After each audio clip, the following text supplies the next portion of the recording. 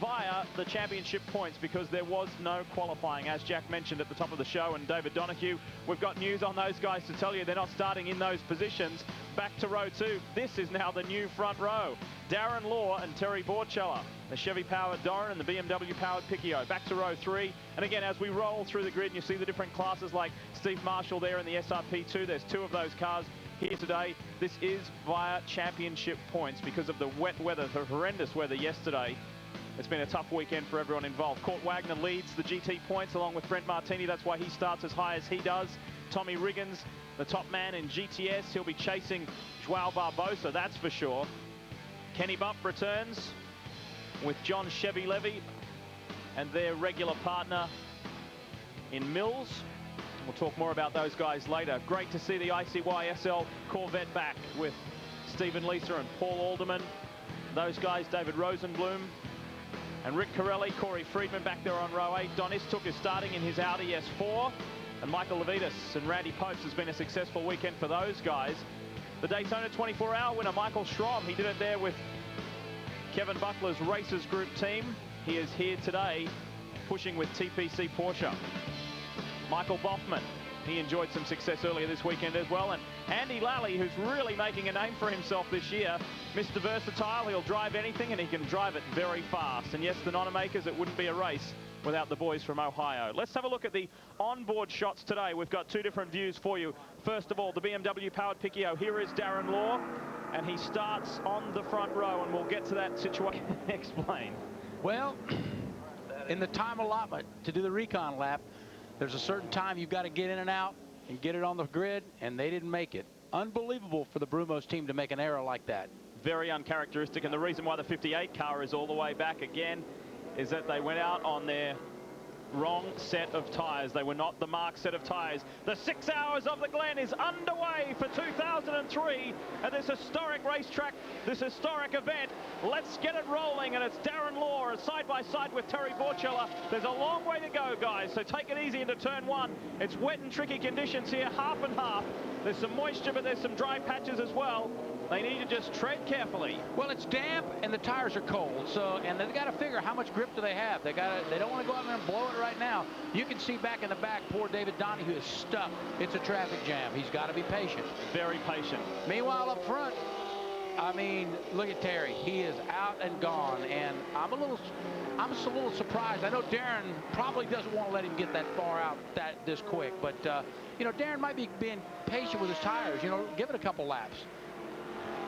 Well, this is a great test here today, as we mentioned at the top of the show. 6 hours here at Watkins Glen is not an easy feat.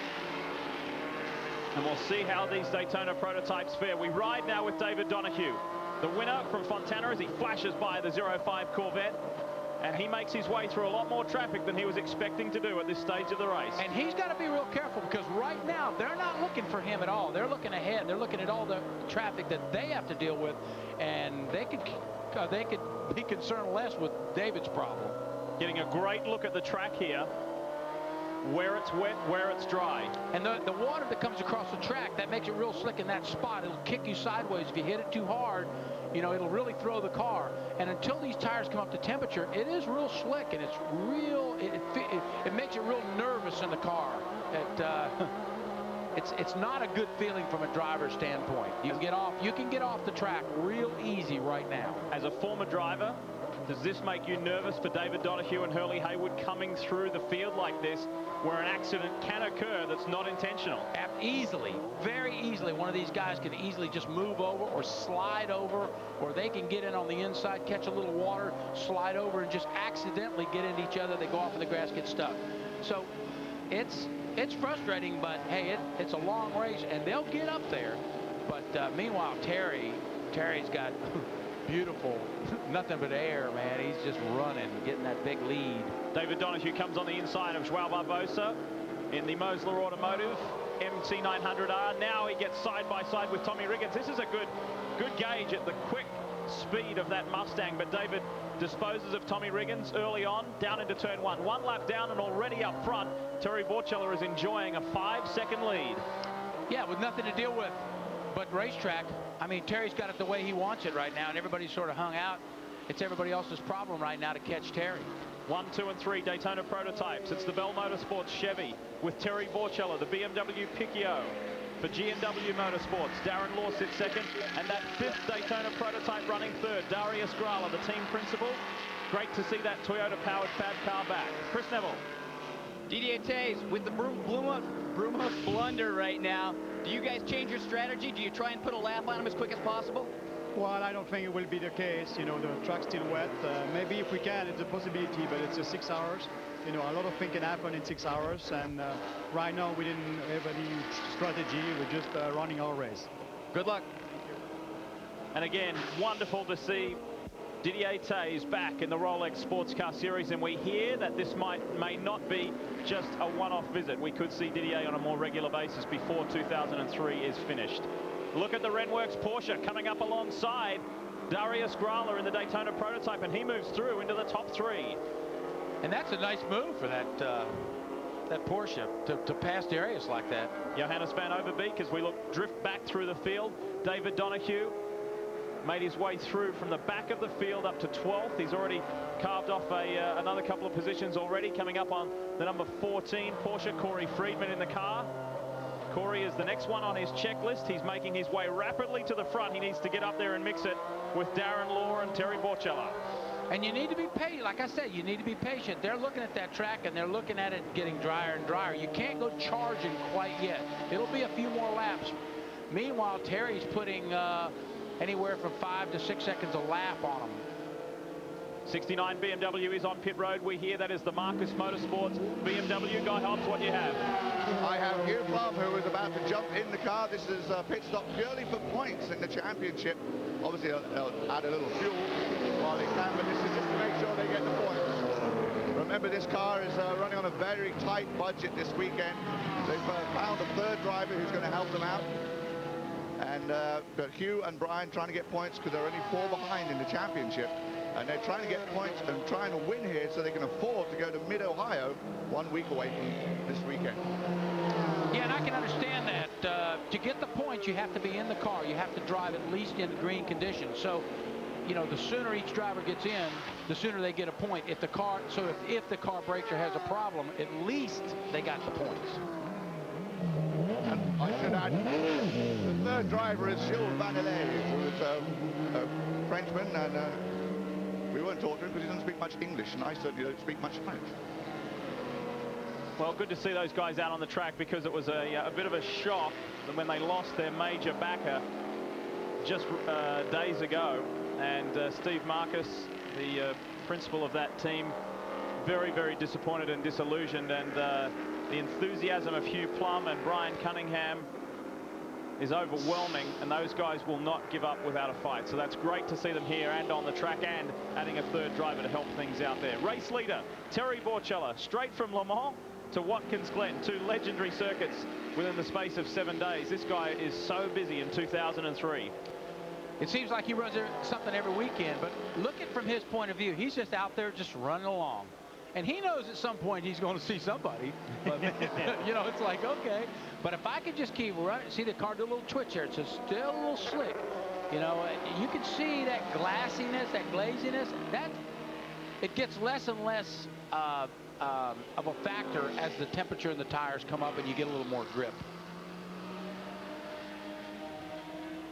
Well, the number 8 car had a fuel pickup problem and an electrical problem early in practice this weekend. The team has been working diligently all weekend long through the night. They do have those problems solved. But right now, Darren Law does have a clutch problem. They think they can run through the race. It shouldn't be a problem. But right now, the team does have another issue. And that was one of their problems that they dealt with. And Jeff Bodine this morning told me, walking out to the grid, that he thought that they had at least fixed the clutch problem. You know, and because I was asking about, there were several problems, and he thought that the clutch problem was solved. Evidently, there's more to the story. Fabulous to have Jeff Bodine, a driver of his status, here at the Sahlen 6 Hours of the Glen, and we will see Jeff at the in 2 rounds time at the Paul Revere 250 at Daytona Beach.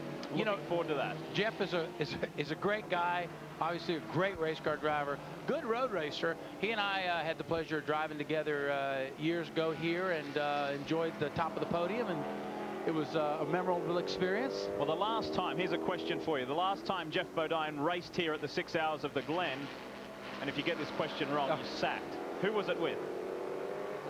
Me. It was you. And we won. It was a great race, really a hot it was a hot race. And we raced Jack Roush, Scott Pruitt, and it was a fantastic day. Third overall, and the GT class leader, this is Johannes van Overbeek from California in the Renworks Porsche. Richard Steranka, one of the team owners, not racing today. Remember this Porsche from the Daytona 24-hour? It was a real eye-opener. It was one of the revelations of that race, as a matter of fact. Johannes and Richard and Dave Murray did a wonderful job there. And there was some speculation whether these guys would continue in the championship. They did lay out for a little while, but it's great to have them back in the series. And this is a strong car, running with two different drivers this weekend, Seth Neiman and Lonnie Peknik. We'll see how they fare in the 911 GT3 Porsche. A long day to go, but we know that those Porsches are very, very tough and durable cars. So sitting third overall, so it's a very positive start for Johannes so far. And they're, obviously they're a little more comfortable at this stage with the track and the grip that's available. I would imagine that Toyota in the next few laps, so you can see it's coming up there. It should have no problem getting by that Porsche and starting to move to the front. Yep. David Donahue. And here comes Hurley Haywood now. Hurley is making his way through the field after starting from pit lane. If you've just joined us and wondering why Hurley Haywood started, the championship leader started from pit lane. He did not make it out of pit lane in the allotted time. Pit lane had closed to go out for the recon laps, and they got caught, which is very uncharacteristic for Brumos. But now Hurley is pushing his way through. Currently up in 9th, make that 8th. He's just made up another position. And this guy is the master of patience. And today could be a very, very special day, not only for Brumos and for Bob Snodgrass, who is a local just down the road in Elmira. Good battle here for GTS. The ICY SL Corvette versus Tommy Riggins in the Heritage Motorsports Mustang. And that Mustang, that black and red Mustang has run good. Since he came out of the trailer, he's run well. And well driven, and each time they go out, they seem to get a little faster. Obviously, Tommy realizes, hey, we got a long way to go, but it's still a lot of fun. Lead car in GTS is the Red Machine. Kenny Bupp, John Chevy Levy, and Doug Mills. The 18 machine, you can see it right there. Then there's Joao Barbosa in the Mosler. Team, there's only two drivers in this car today, just he and Justin Bell. Of course, Justin could accomplish what his father has done. Of course, Derek has won the 6 Hours of the Glen in years gone by multiple times. And they're feeling very confident about this car despite having quite a crash. Yeah, they had earlier this weekend. They had a pretty good shunt with it. They say they got it fixed. They say it's not bent. They got it all back together. Some of the body work's a little rough, but all in all, it's pretty good. Tommy Riggins tells me that the car really works well. He ran with it around the track, and Tommy says that, hey, that car loves to be here. So he was threatened. He felt pretty threatened by it. Now, Tommy Riggins is currently sitting 4th in class and back in 15th overall. What's going on there? Just taking it easy? That's what I think. Ensuring the car lasts the distance? Sure. At this stage, again, really, as long as the guys you're running against are just right up there, in front of you, and they're just, it's not really an issue at this stage. It's way too early to go after. You want to, you have a tendency to, but you got to remember, hey, we're going to be doing this all day. Paul Alderman in the Corvette, Tommy Riggins in the Mustang. The most notable moment, not on a positive note for the ICY SL Corvette, for Paul Alderman and Stephen Lisa and David Rosenblum, was at Barber Motorsports Park when Terry Borchella came through charging through that restart and just knocked them for 6 into the gravel trap. Fortunately, there wasn't too much damage done to the car. And that much of a blunder that was for Terry, it saved him. Yeah, because he got the caution out, settled everything down, and gave him another shot at it. It's a very interesting program, the Inner City Youth program, and these guys do a wonderful job. We'll talk more about that later in the show, as Tommy Riggins is just cruising, just taking it nice and easy, being patient. Dave McAvern, and we welcome Scott Lagacy back to the series as well. He will be the 3rd driver in the Heritage Motorsports Mustang here today at the Glen. And these guys not doing anything silly just yet. Up front, it's Terry Borchella who leads the way from Darren Law. Here is your race leader. And third overall is Johannes van Overbeek in the GT3 Porsche. Then it's Darius Grala and Joe Prasowski. You see there, Darren Law just missing the inner loop. Nothing major. At Watkins Glen International for the Sahlen, 6 hours of the Glen, round 6 of the Rolex Sports Car Series, and you're looking at race leader Terry Borchella, carving his way through the field already. This Chevrolet-powered Doran for Bell Motorsports is running quick lap times. He's not the quickest on the track. This guy is the quickest. Hurley Haywood in the 59, Brumos-powered, the Porsche-powered Fab car is now caught up to the sister car, David Donahue. And those guys are running 6th and 7th on track at the moment, coming past Don Istook in the Audi. And let's get it down to the Brumos camp and find out what happened at the beginning of this race. Chris Neville. Bob, we saw something a little bit uncharacteristic of Brumos at the beginning of this race. Any comment? I think we were just, basically, it's our mistake. There's no excuse for it. It's the kind of thing we don't do, but by the end of this hour, we'll be right back up there. Hurley right now is the fastest car on the track, and we're just really confident that we'll come right back. It's a long, long race. Any word from your two drivers? Any word from your two drivers? No, the drivers are saying nothing. I think that they both have the bit in their teeth, and they got one job to do now, and that's to try to make up for a mistake that we all caused. Back to you, Lee. Yeah, we'll see the progress of those two guys, and Hurley Haywood is not hanging around. After getting by David Donahue, he is gone. He is running some very impressive, some very fast lap times, and working his way up through this field. He now moves into the 6th position. And I would suspect that their setup's a little bit different. And right now, Hurley likes his setup. He feels a lot of grip. The car's comfortable, and Hurley's taking advantage of it. Incidentally, the 59 car is running that single exhaust that we saw the 58 debut at California Speedway Fontana. Talking with some of the crew guys, they say it's mainly aesthetics. There's not a huge power difference, maybe marginal. Well, yeah, it helped them a little bit on torque at the torque curve. A little more pull on the bottom through the mid-range. And it's lighter. And it's lighter. Yeah, yeah, exactly. And it sounds real cool. He's our race leader, Terry Borchella. And again, if you've just joined us, the threesome for this car was set to be car owner, and as always, Forrest Barber along with Terry Borchella, the regular duo, and joined by reigning driver champion for the Rolex Series, Didier Taze. But sadly, Forrest Barber's been called back home. His daughter, whoa, Darren Law spins in the BMW-powered Picchio. One of the Firebirds narrowly avoids him. Lucky escape for Darren. Man, that car, I mean, first he blows the chicane, then the back end gets out from under this thing. We're going to have a look at a replay, Jack. Talk us through and let's identify the problem. Let's see what he does. He comes out of the inner loop. He's on the throttle right here. He's just standing on the throttle, drives it down into the corner, and then the back end just comes out. You stomp on it too hard? Or? No, I mean, that's a place where you just kind of roll back into it, and it's kind of a downhill run into this long right-hander. It's a little banked. It's not. He must have a rear grip issue right now. Not, in other words, not much.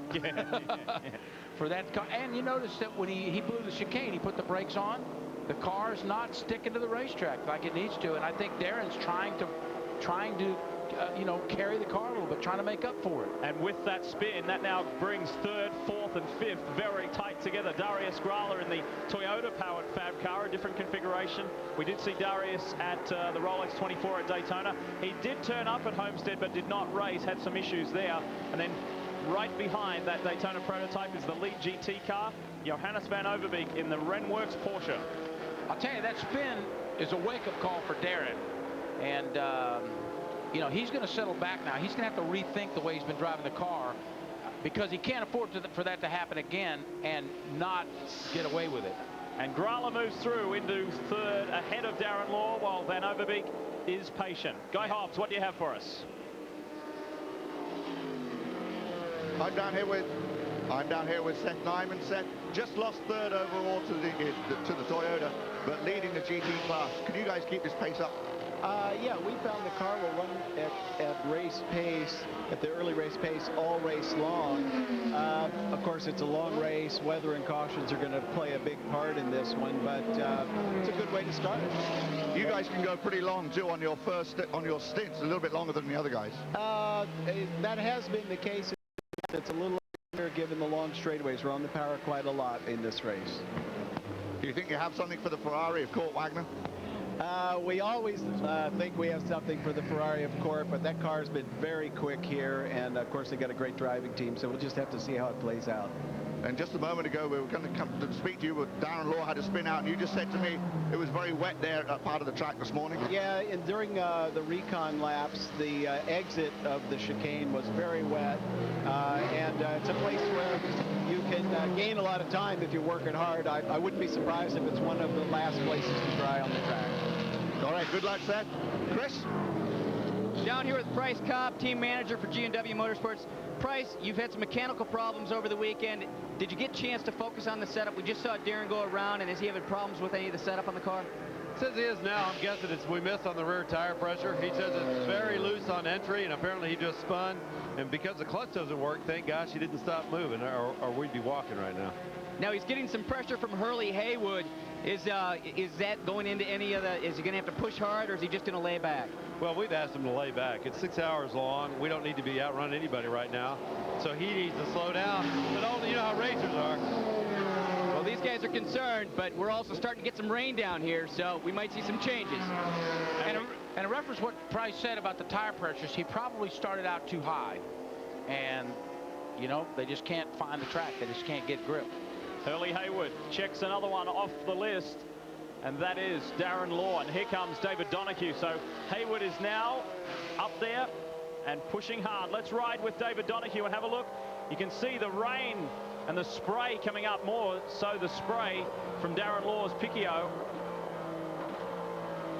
Guy Hobbs. Yeah, Al Barbosa has brought the motor in. They think they've lost the cylinder. They're not sure, but they're down on power.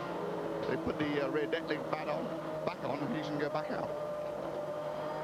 So problems early on for the Mosler. Meanwhile, we're looking at a great scrap here with the Daytona prototypes. Darius Grala, Hurley Haywood with the wipers now on the windshield going.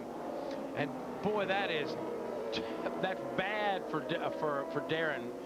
You saw out of the windshield of David's windshield how he's on pins and needles with that car. I wouldn't be surprised if he came in to fix the problem. He can only hang on that way so long. Quick question for you. We heard Price Cobb say, thankfully he didn't stop the car, otherwise we'd be walking now. What's going to happen in pit stop time?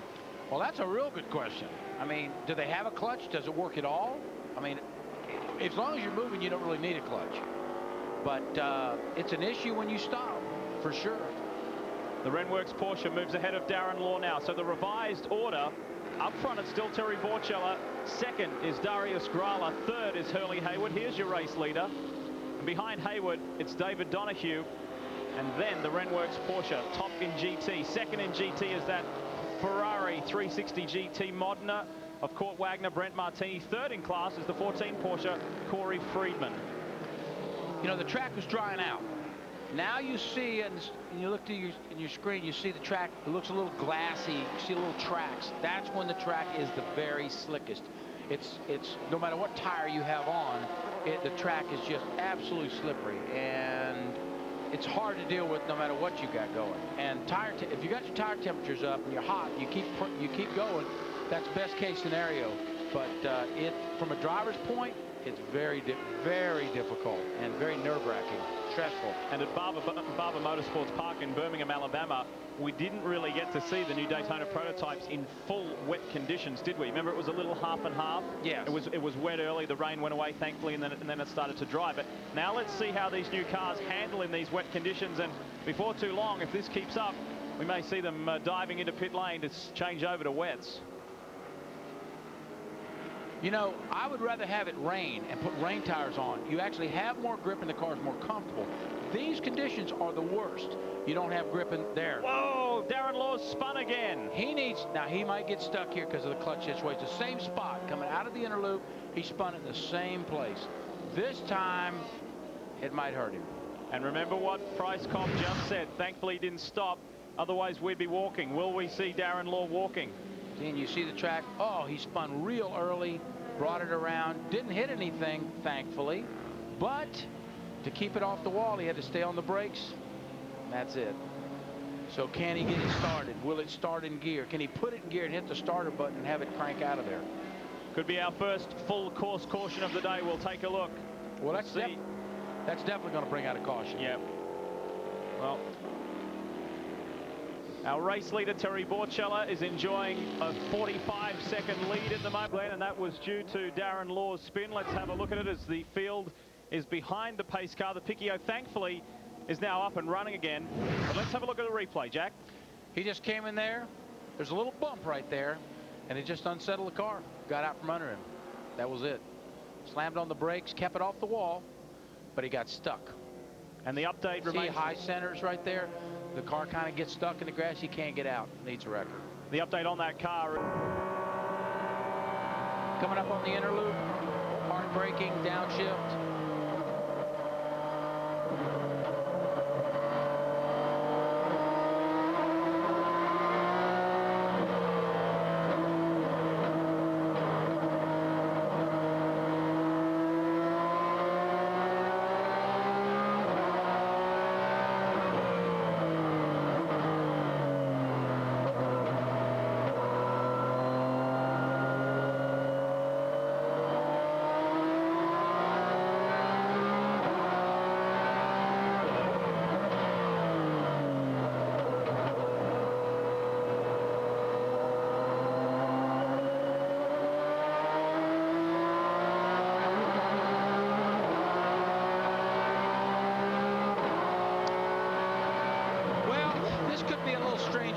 Change of strategy for David and Mike, but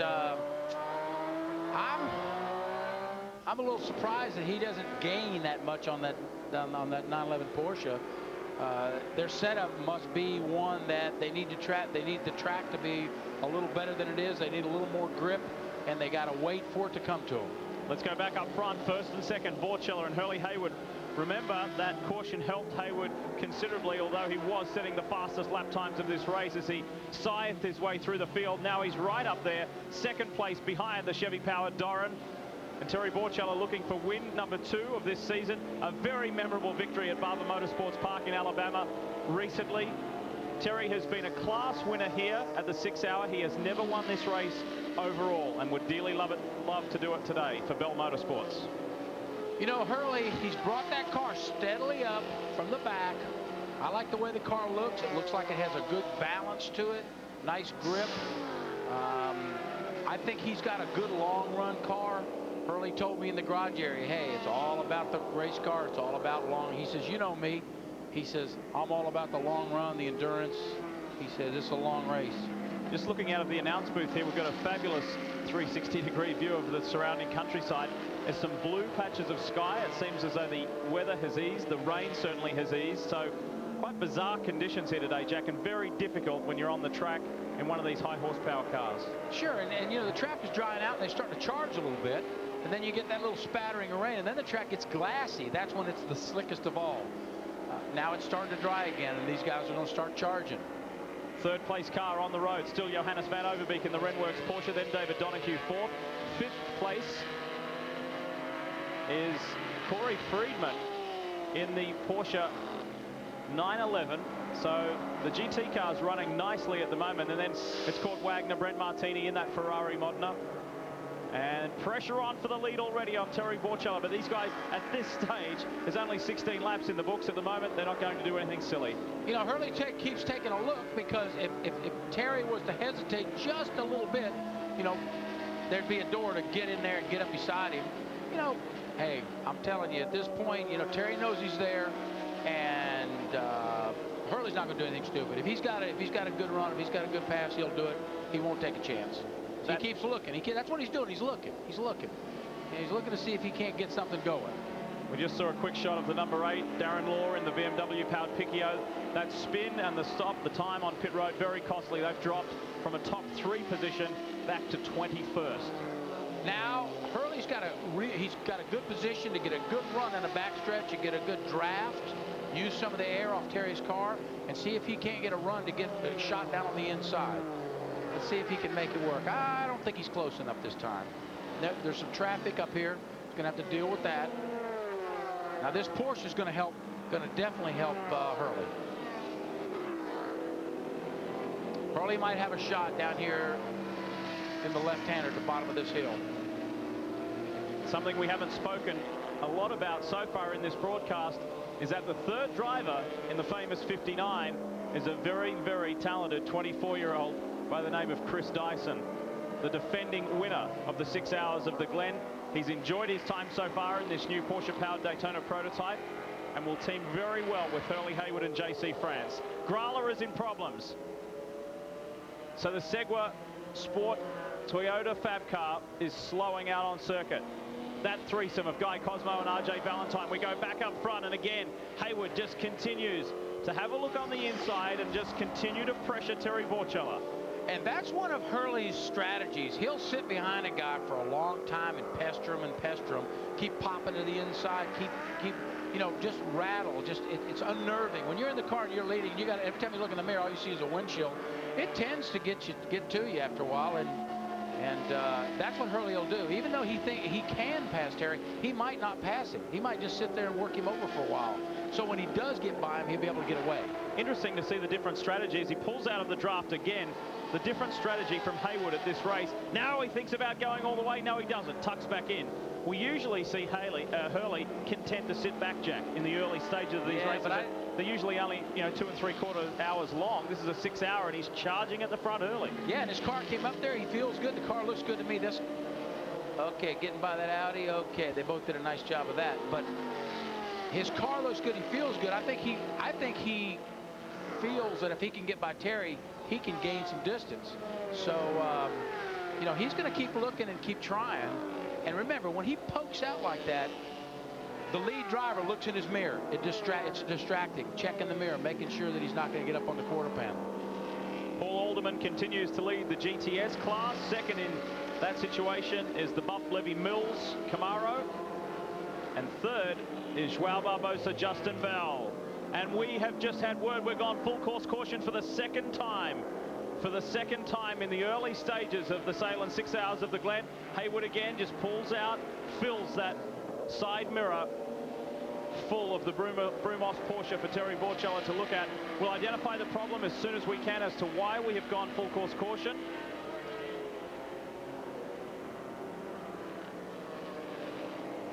And it could be, and this is the reason, yes, Darius Grala's Toyota Fab car has come to what usually is a bulletproof car.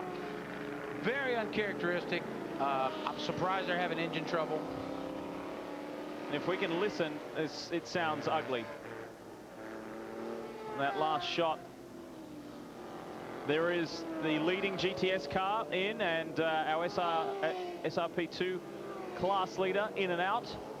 Nicely done there. Been a great opening. And I feel sorry for Warren Mosler and the Mosler Automotive guys, because as Justin just mentioned, they were very quick earlier this weekend. This is the GTS Championship leading car and driver. And they usually really never have any. They're really, really dependable. Never have any engine trouble. I mean, that car has just been probably the most dependable car of all the cars. And right now, yeah, it's a little unburned fuel, and boom, fired up there. Obviously, they've not gained as much ground as they had hoped they would have. Still under caution. He's got some traffic to get through first of all, and David Donohue's trying to go with him. You see the driver in the Audi pointing them by, saying, go ahead, go. Donnie's took, that is? Yeah, exactly. That was very, very nice. Let's ride with David Donohue. Pushing hard. He was recently in. You saw that before we went to break. Fueled up, ready to go for the next stint. Mike Borkowski standing by, and the third driver in this car. The last time we saw him was at the Rolex 24 at Daytona. We welcome back to the Rolex series Scott Goodyear, former IndyCar star, now IRL IndyCar series commentator. And talking with Scott earlier in the weekend, boy, is he having a ball. He's loving being back. He loves this event. He's got some history here at the Glen. And Scott still, he drives really well. We drove together in the Beetle Cup a few years ago. And I'll tell you, Scott stands on the gas real well. Of course, he did the 24-hour, did a nice job there. I think he might have turned the fastest lap. That was in the 59 car, so we see him in the 58 car today. First, second. Then we go back to, this is the Friedman car that is actually running in the top three. Corey Friedman in the 14 Porsche GT class leader. Second in GT is Kurt Wagner in the Ferrari. Third in that class is the Cunningham Plum Marcus Motorsports BMW. Good to see those guys up there. There's only 4 points in that GT championship. Yeah, and every time I look back there, I see Court, you know, blocking that BMW, trying to keep him behind him. David Donahue whips by on the inside of Corey Friedman. So now he is up into the top 3. Borchella, Haywood, Donahue, 1, 2, and 3. Look at the GT battle further back. Yeah, the BMW got by. You can only hold off somebody for so long. Hugh Plummer's in the car. Now look at this. Here comes Johannes van Overbeek in the Renworks Porsche. That was recently just in fact, just 2 laps ago for fuel and tires. And the Porsches are a little stronger in the straightaway, so I would expect he got a good run off that corner. He should be able to pull this pass off, pull back in there. And does. Ducks up on the inside of that brand new car. We saw the debut of this beautiful Ferrari 360 GT at Fontana. And remember 12 months ago, this is where they debuted the new car. And they won here. And then they won something like the next 5 races. So it was a successful period for those guys. They've already enjoyed 3 GT class wins this year and are looking for more today. Just those 2, the regular 2, incidentally, Kurt Wagner, Brent Martini, they'll be working hard today over the 6 hours. Yeah, and they'll struggle a little bit on a track like this, a high-speed track, because they're a little down on power. They come in on a handling track where handling and balance comes in. They get great fuel mileage. So at a place like Barber Motorsports Park, they were very effective versus a track like this, where you can see that BMW and the Porsches are really running. And Hugh Plum has caught Corey Friedman very quickly indeed. He's saying, yeah, we lost our sponsorship. Well, we'll show you that we're just as quick, even though we're low on some funding. That's a great little BMW. I love the way that car looks. And what a nice pass down on the inside. Just drove it down on the inside. Car, nice balance, good power. Watch it climb that hill. Just kind of just pulls up the hill and goes on. Boy, he's on the move. Doing well. New GT class leader Corey Friedman thinks about bringing the move back, but doesn't do it. Third in class is the Renworks Porsche, and fourth the Ferrari. In GTS land, it's still Paul Alderman in the Corvette who leads the way. Second is a long way back. That is the Kenny Bupp, Doug Mills, John Levy car, and Doug Mills is behind the wheel right now in the Camaro. Boy, they drove away from that Ferrari in a hurry. That thing really struggles in these long straightaways.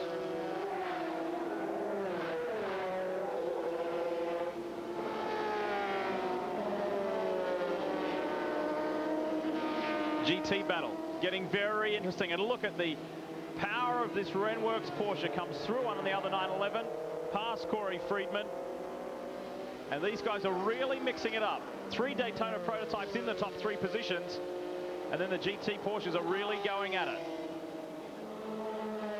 And we usually always see a pretty good race in the GT ranks. These guys go at it pretty well, and here's another run right here. We might see another pass at the end of the backstretch.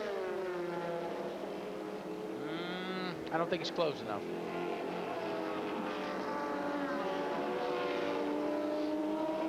Now, why?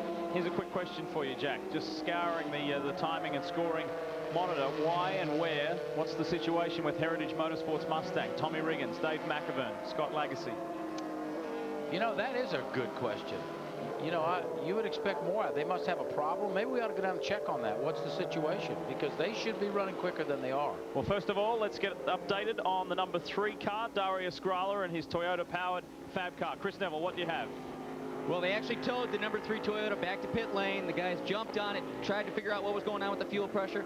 It was actually the ground to the fuel pumps had come loose. So they were able to fix it, get Darius back out on track. I did talk to Darius. He said, this is not terminal. We are going to be back out there. The car is strong. So even though they're having problems early on, they're pretty excited about the difference between the car they have here today and the car they had at Daytona. Good, that's good news. And just getting back to that Riggins McAvern Legacy situation, they are running second in class. It's not like it's a disaster.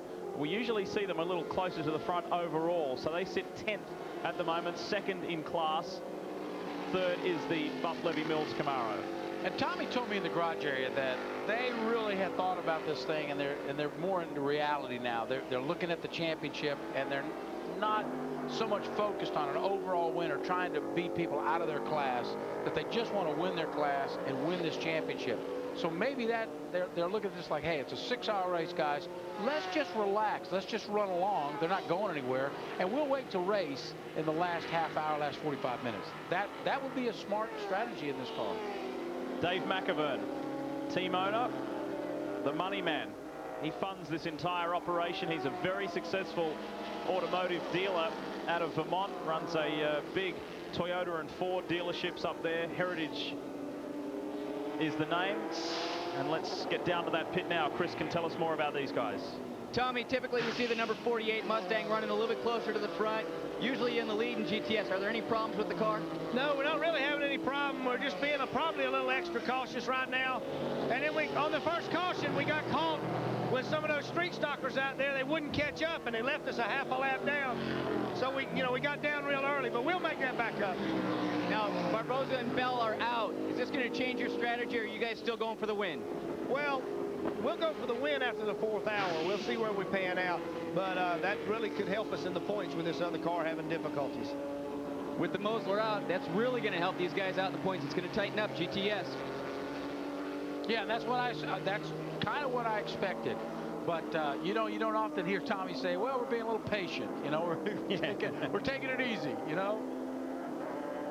Not really a character trait of Tommy Riggins, is it? Oh, he's a long time. He's a real racer. He races hard. Tommy's a great competitor, really is. Well, we spent quite a bit of time with the Heritage boys earlier this weekend, and Tommy, and they're thoroughly enjoying their championship campaign. And in fact, some big news on those guys. They fly out tonight, straight away up to Mosport in Canada, and they are testing the Multimatic Ford Daytona prototype. We could see those guys in the top class. Battle for GT class here, and Van Overbeek is through. The Redworks Porsche now regains the lead in the GT class as he slips through on Hugh Plum and now runs 4th overall. There's just 3 Daytona prototypes ahead of that 911 Porsche. And let's see if Hugh Plum has anything for this Redworks car. Can he go with him? I don't think so. That Redworks car looks good. It is fast. Well, it was blindingly quick at Daytona earlier this year, and those guys were running up not only just for GT class honors, but for overall honors. They were in the top 3 for quite some time and did a wonderful job down there. Let's hope we see those guys remain in the Rolex Sports Car Series for the remainder of the 03 season. I mean, I'm not so sure he can run away from the BMW. I think the BMW can hang with him. But I don't think the BMW, unless he errs somewhere, I think the BMW is really not going to have an opportunity to pass him back. The car looks good. Both of those cars look good. They're well set up. Look like they're both fun to drive, don't they? They certainly do. And good shots here. You can see where the track is drying, and it's virtually 100% dry now. Sun starting to peep through here at Watkins Glen. And this is going to make for a real nice day of racing. Right now, the track's pretty consistent. It's dry. You got a lot of grip right now. Tires are up. Track is, it's pretty dry right now. I mean, you can drive pretty hard right now. The air's cool. Motor's working good. Good driving conditions. We've been talking a lot about the Marcus Motorsports BMW. We saw Brian Cunningham start the race. Let's hear from the man right now. Yeah, Brian started the race, got out early to make sure Hugh Plum could get in and get some points. Just been overtaken by the Renworks Porsche. Do you have the speed of those guys? Yeah, I think we have the speed. It's a 6-hour race. We need to pull it back a little bit, make sure we have the car underneath us. We don't have a big budget to run here. We lost a sponsor, so we're running parts a little longer than we probably should be. So we're trying to take our time, set a good pace, and make sure the car's there in 6 hours. You mentioned the budget. I know you guys are struggling to be able to afford the tires, let alone anything else. You got to do well here to get the money so you can afford to go to Mid-Ohio. Yeah, we're just squeaking by. And just this morning, I found out my helmet and Hans' device was stolen, so I had to borrow a helmet and Hans' device from another driver just to make the race. So we are truly scraping behind everything. All the crew, you flew them up here on frequent fly miles. You're eating dinner at Subway every night and getting pizza to take out. Is that right? I didn't catch any of that. Basically living on a very tight budget. Yeah, I mean, from here for the next 3 races, we are, some of the guys are working for free. We're just running by Subway and Pizza Hut, not going out to good restaurants. We're doing everything we can to save a dime here and there. All right, Brian. Well, good luck to you. Thank you. Well, if anybody out there knows where that helmet is, give it back to them. It doesn't belong to you. Yeah, that's the last thing they needed. You're right. There we see the Bub Levy Mills Camaro. dramatically reduced the margin between himself and race leader Terry Borchella. You ride with Donohue, looking at Borchella up ahead. And there they are coming out onto the front straightaway. There's the start and finish line. Turn one's coming. Want to get a good run in and out of turn one, because you can start that, you can set up that pass down the backstretch, hopefully. Here we go. Pretty good run. He gets up on him. He's looking inside. He's thinking, okay, I got a good thing going, but he sees traffic. That kind of screws things up. Okay, see that? He had to take his foot out of the throttle a little bit. This is good, though. Ain't going to happen this lap. Terry hasn't been put under this much pressure since Hurley Hayward was right there with him before the Brumos first round of pit stops. Let's get down to the pits. Chris Neville. Well, the weather is definitely changing again. We're definitely getting some sun out here now. The track is dry, so the track temp is going up, and this is suiting the 58 car. These guys are set up stiff. They do have that harder compound tire, the medium Goodyear, which is the compound they want to run here. This is the tire that they used on Thursday, and they thought was just perfect. Now, Hurley was so quick early on. They're on the softer tire. They're also on a little bit softer setup. Right now, he's really losing grip. Next time they come in, they're going to that medium tire. He's got him inside run. Big braking move from Donohue, but Borchella responds. I don't think he can pull it off. No, that outside, you get a nice run on the outside. He couldn't quite get in there far enough. Well, you said at the top of the show, Jack, that it's 6 hours. It is an endurance race, but these days it's more like a sprint race, and that's what we're seeing right now with the Daytona prototypes up front, first and second. And Terry doesn't want to give up the lead. He's not going to do it unless he's not. You get to take it from him. He ain't going to give it to you. Meanwhile, driver change here on the 33 Ferrari of Washington, 360 Modena. Brent Martini is in. Court Wagner has completed his opening stint. Fine work there, and they are in the battle for GT class honors. Each lap, I think David's car gets better and better. I tend to see Terry's car sliding just a little bit, but see, David still needs to get up on him real tight if he's going to make the move. And he can't. I think David's a little quicker in the slow stuff, and Terry's a little better in the fast stuff. So David's got to figure out, how can I get myself into a position to take advantage when Terry's weak. Updated running order at the top of your screen. You'll notice that the top three are all Daytona prototypes. Hurley Hayward for Brumos Racing runs third. Then we get into a string of GT cars. The Renworks car, as they come flashing by the Ferrari. That's just come out of pit lane. Cunningham and Martini was placed third when Wagner brought that car in for that pit stop. Then the GTS leading car is still Paul Alderman. See, he doesn't gain much ground on the backstretch. He's not getting that much off the air. So he's probably going to have to do it in the slow corner. The last time, remember, he tried it in the boot. Let's see if he takes another shot at it. Confidence high in this camp as well. The Red Bull team, after their maiden victory in the Daytona prototype class at California Speedway Fontana, Mike Borkowski did the majority of the work there, and that really boosted his confidence because he hadn't had a great deal of seat time. Usually we see David Donohue doing the majority of the work, so a fine team effort. Spirits are high. They're joined by the incredibly experienced Scott Goodyear here today, and they make a fine threesome. Let's take a listen. Let's ride with David for a moment. Going into turn 8, looking inside, nothing there. There's another opportunity coming up on this left-hander if he can get up tight enough.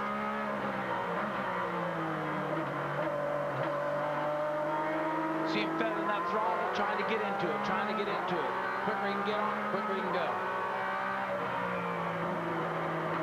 A Doran chassis with a Chevrolet power plant up ahead. A Fab Car chassis here with a Porsche power plant. New single exhaust gives it a very distinctive note. And just standing on the trackside, watching these guys in practice and earlier in the weekend, it sounds wonderful. The 59 car is now running with the same exhaust configuration. Now they're both looking at that car they're coming up on. It's going to be an issue in the S's. 59 is in the pits. 59 is coming in the pits. Will we see a driver change here? Will we see Chris Dyson plug in or JC France? We'll find out. I bet they changed tires and put those different compounds on. Chris Neville. They are going with the harder compound tire, Jack, and JC France is going to hop in the car. These guys are focused on points right now. They need to get JC in the car. So what they're going to do is just fuel up, get the harder compound down. I don't think they're going to make any changes to the car. They said JC and Hurley like this a little bit softer setup. It's quick early on, but it does fade in the latter part of the stint, especially in this warmer conditions. But it makes the car a little more forgiving and a little easier to drive. a little better long-run car, and that's the direction Hurley always tends to go in. Is in trouble in the number 8 BMW powered Piccio.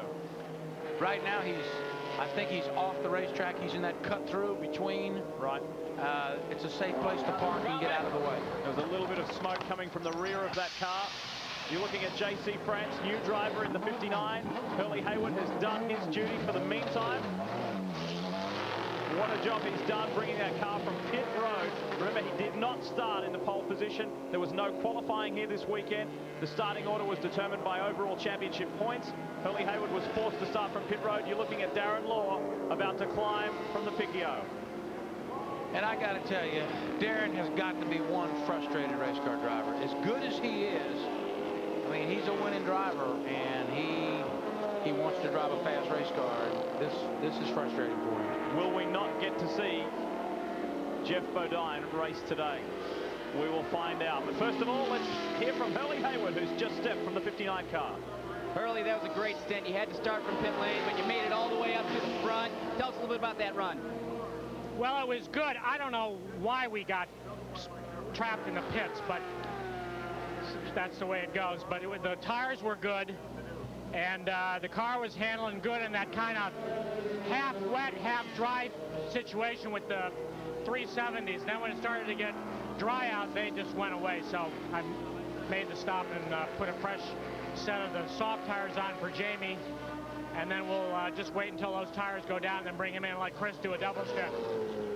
Now you guys have a little bit softer setup on this car. You were extremely fast early on, and then you started to fade a little bit. Is that going to have any changes later in the race, or are you guys going to stay with that softer setup? No, our setup is the same as the other car. It's stiff, but I think that David had on the 480s on it in the beginning. I had a soft set of tires.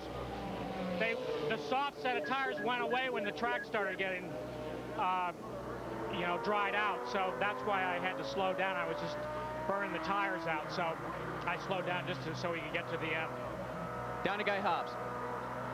Thanks, Chris. I'm down here with a very disappointed Andy Lally. Andy, Darren just radioed in that something in the back just broke. Yeah, I'm actually not exactly sure what it is right now, but the guys have been working late all night long. As always, there's fire marshals right by the car and it's quickly doused. And talking about the tyres earlier, Terry had the hard compound tyres. Jim Bell told me that they could probably double stint those tyres, but they were going to change them this time just to find out for sure. And maybe double stint Didier in the car. Credit to those fire marshals who were right on the spot. As soon as those flames were apparent, they pounced on it. He has lost the race lead. David Donahue is the main man now up front. This PA car until the fire. The field rolling round. On the lead lap, David Donahue, Didier Tays, J.C. France, and the Renworks Porsche sits forth. Boy, has that car been quick today. It's been very impressive. GT class having a great battle. The top 5 in that class all running together from 4th back through 8th. And we'll keep that updated. The 2 SRP2 cars in this race too are reasonably tight together as well. And guess who's leading GTS? Yes, Riggins, Packerburn, Legassi. Well, but here we go, and look at Didier Tays. He's keen to make a move on David Donahue right from the get-go. He's looking inside, outside. Now he sits up on the outside trying to get that good run through 1 and through the S's. It looks like he's done a nice job there. He's got himself positioned pretty well. And this is a good matchup. And for Didier Tays, the reigning driver champion in the Rolex Sports Car Series, it's been a bit of a lean year for him. The longest race he has done was in the American Le Mans Series at the 12 Hours of Sebring. So he's looking at getting back into some long-term racing, and he'll be thoroughly enjoying this opportunity. And he was the perfect guy to call for this. Look further back to J.C. France, whipping his way through the field on the lead lap, but a little further back and some traffic to get through before he catches up to these two guys. Yet to see a driver change in the Red Bull car up front. Mike Borkowski and Scott Goodyear standing by.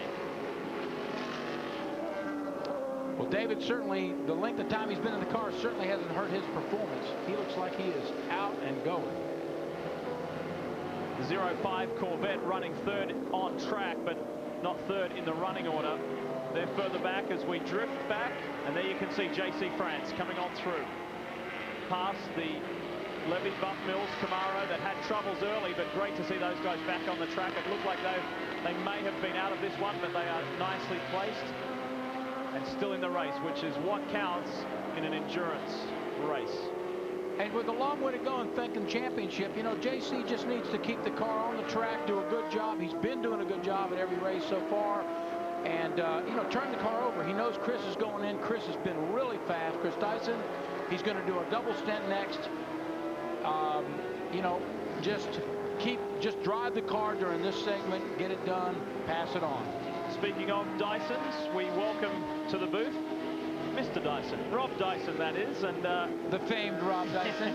Rob, great to see you, great to have you here, and thanks for spending some time with us. You must be pleased and proud to see your boy in this car, and we can't wait to see him have a go under race conditions. Well, neither can I. Obviously, it was an honor when Bob lined Chris up for the event here. Chris won here last year. He and James really dominated it, as Jack will tell you.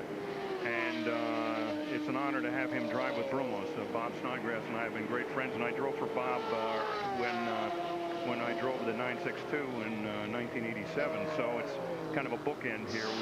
I said to Bob, I said, well, it's a father-son deal, and he said, hey, it's been great. So I'm pleased to have Chris is responding to the car. He's never sat in it until he got up here on Thursday, so it's been exciting for all of us. There can only be a certain number of legends and big names in the sport. Hurley Hayward is, of course, one of those.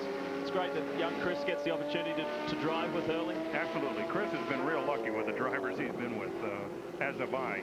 And he's learned a lot from Hurley. Hurley's a real pro. This is a guy that, you know, Hurley's been there and done that. And anything from Rookie of the Year to Indianapolis Speedway to running and winning the Daytona 24 hours numerous times in Le Mans. And so he knows sports cars and knows how to make them work. And I think JC is benefiting from that as well. I mean, this is a guy who really didn't have much road racing experience until really last year, and has really come on and done a great job, doing not unlike Jack and I did earlier in our careers, which was drive anything you can get into. And we won't put a date on that, though. That's right. We won't mention those years. Nor mine, right. You're looking at JC France running third in Daytona prototype class and third overall. Here is race leader David Donahue.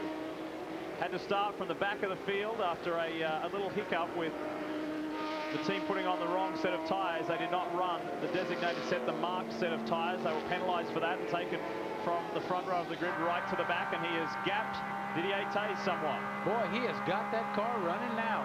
You know, the track's really coming to David. His car seems to getting better and better and better as the day goes on here.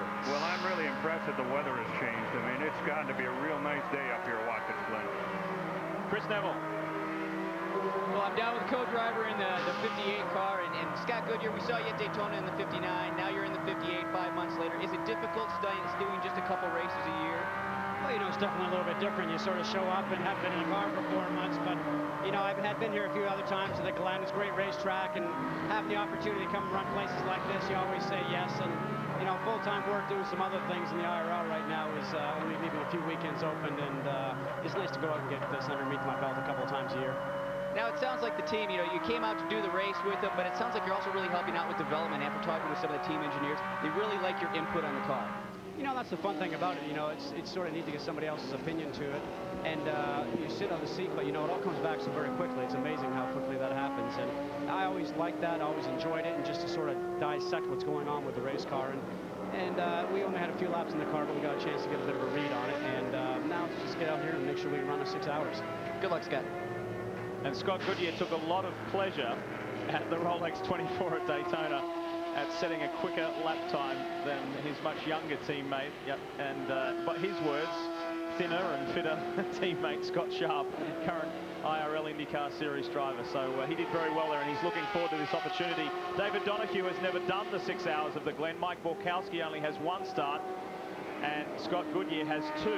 So not a whole lot of starts in this classic endurance race for that car, but nonetheless they are leading, and leading well by some 7.5 seconds. I noticed that Scott said one interesting segment, one interesting sentence. He says, when you have an opportunity to drive Watkins Glen, you take it. And he's absolutely right. This is a great road racing track, and this long course is just, it's a lot of fun to drive. It's wide, it's fast, it's got a lot of places where you overtake. It's a lot of, it's safe. It's just a wonderful facility, Watkins Glen. Yeah, it's always fun. It's always challenging. Yeah. Every lap is a new challenge. It's great. I love it. And the other thing about it is that, fortunately, they've got good weather. But even with good weather, the track does, Jack is right, the track does change from lap to lap. And I notice these guys, they got a little bit of oil on the side there. Whoever was driving that car should have moved over, but it's right on the line. But after a while, people will start to inch over into it. Don't you think, Jack? Yeah, they need to get over and drive in it a little bit, and they know they need to, but it's just like they want to let the other guy do it first. Right. And the stuff gets off inside your car, and it's kind of messy, but it'll go away in a minute. GT class battle, and this is the GT class leader, and he is about to put a lap on that number 14 Porsche, and in that car right now, Branson Patch. In here is Seth Nyman in the Renworks car. Branson Patch up ahead.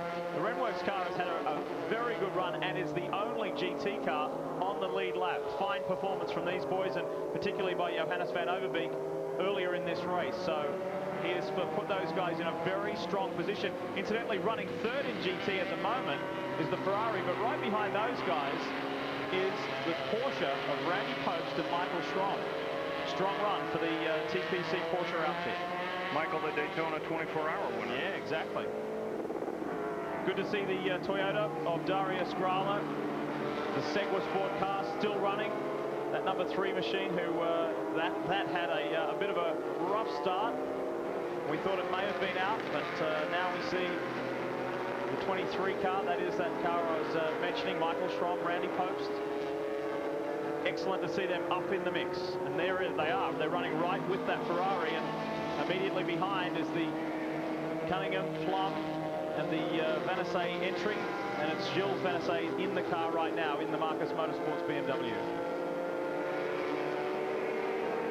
Rob, at the moment, as far as Dyson Racing is concerned, you're off doing other things in the American Le Mans Series. Does this take your fancy, the Daytona prototypes? Could we possibly see you guys back here, or are you just weighing up options? Well, I think the issue for us is that when we were running our Rileys, we could swap. The only thing we really had to swap was a couple of restrictors and the carbon brakes, and we could run, in essence, the same exact cars with the same engine package. Unfortunately, the cars now are so different between our Thetford MG Lola and the Daytona prototypes that there's really not much we can translate. We can't use the same wheels, tires, brakes, bodywork. Even our tire racks are different. So right at the moment, we're pretty well set with our MG, which is a pretty onerous and pretty big step for us. Chris Neville. Well, the 06 team is, this is definitely going to put this car back in the box. This team got the new radiator on. They fired the engine up, but it looked like on the way back to pit lane, the engine lost too much fluids. There was some significant internal damage to the engine, so they've got to park it. And this is really disappointing for this team because a good portion of the guys on the crew are part of ICY Racing. And ICY stands for Inner City Youth Program. And these guys are all these kids. They're teenagers from Philadelphia. And they interviewed for positions on the team. They're high school students. They have to maintain a certain grade point average. They have to stay off drugs. They have to go and work in the shop a certain amount of hours each week. So these kids are really dedicated to this program. And it's a great program for young kids to be part of. And for Paul Alderman, Steve Leeser, and David Rosenblum, they've done wonders with some of those young kids that haven't exactly always been on the straight and narrow. And some of them have now moved on and graduated from this program, and they're looking at going on to other things, perhaps in the NASCAR Winston Cup Series, and they're looking for jobs further on. So well done for those guys, and disappointing to see them out of this race at such an early stage. Rob Dyson, thank you for calling by. Thanks very much for your time, and we wish you the best of luck in your endeavors this year, and we're interested to see young Chris in that Daytona prototype. Well, thanks, Lee, and Jack, I appreciate being up here, but let me tell you, it's going to be interesting. I've spectated before, but I've never been quite this detached from my son's racing before, so he's hopefully we hope for the best in victory lane. He came second yesterday, and one position better would be just Just right. We'll look for you down in the Brumos pit. Thanks. We go back to race leader David Donahue, and he is really opening it up. He's added another 6 seconds to that margin over Didier Tays, and he's now some 13 seconds out in front and enjoying some open air. Doing a wonderful job in the Porsche-powered Red Bull leader, David Donahue, and he brings the Red Bull Porsche Fab car into pit lane. He has done a mighty job. This is one of the few cars that still has the starting driver in it, if not the only car. So a very strong and positive opening stint for David Donahue. And standing by right there is, by the looks of it from the helmet, Mike Borkowski is strapping in. Chris Neville is there. Well, David Donahue just brought the car in after a double stint. He's got to be tired. Didier Tays, who has taken over from Terry Forchella some time ago. And it seemed as though he took a few laps, Jack, to settle in, but now he is definitely up to speed and running strong. Yeah, he's running a full race pace now. And now being in the lead, that's going to make him feel a lot better. He's caught up and got the car back out there. Well, if you've just joined us here on Speed Channel for the 6 hours of the Glen, let us bring you up to speed on what has transpired over the past couple of this race. 54 has come into pit lane. Didier Tays pitting the Chevrolet-powered Doran. Guy Hobbs. Didier brings it down. You got all the way to the front. Tell us about it. Well, you pretty much said it right there. I mean, you know, the Red Bull car is running fairly well. We have some handling issues at the moment that kind of deteriorated as my last stint, if you will, went on. So I think Mike's going to have a bit of his hands full. He's out on sticker tires, so maybe that'll help. But you know, the track conditions are changing a lot since what we've seen all weekend, really. What's going on with the handling of the car? Well, we started out when it started drying, and I caught up to Terry. We had a bit of a push and then understeer, and towards the end we were really, really loose. It was really falling around in the back, and I don't know. You could probably see it in some corners. Certainly, if you had it on the in-car, you could see it. But it's fairly loose at the moment. Well, these are definitely the best conditions we've seen all week. It's sunny now. The track temp is getting very hot. Ambient is still cool, but the conditions are very different than what they've seen all weekend. Down to Guy Hobbs. Thanks, Chris. Didier Tays has just climbed out of the car, a lot like David Donahue. Not quite as long as the shift, but how was it out there, Didier? It was a little bit more than 1 hour shift. And I don't know, for whatever reason, I had the car loose in my complete stint.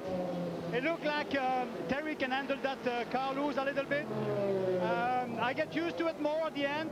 My lap time was the same as the leader, but we lost a little bit of time in the beginning of my stint, but it's still a long way to go. Long way to go. You do look fairly tired after running out, but it's been, of course, 3 months since you've been racing. But I'm sure you've been staying in good condition. Yeah, in fact, you know, you can spend many hours of the day at the gym. You know, nothing is compared to driving a race car, especially a close car like today. All right, Didier, how are the track conditions? It's starting to get better now. We start with some grip. All right, Didier Tays gets out of the car.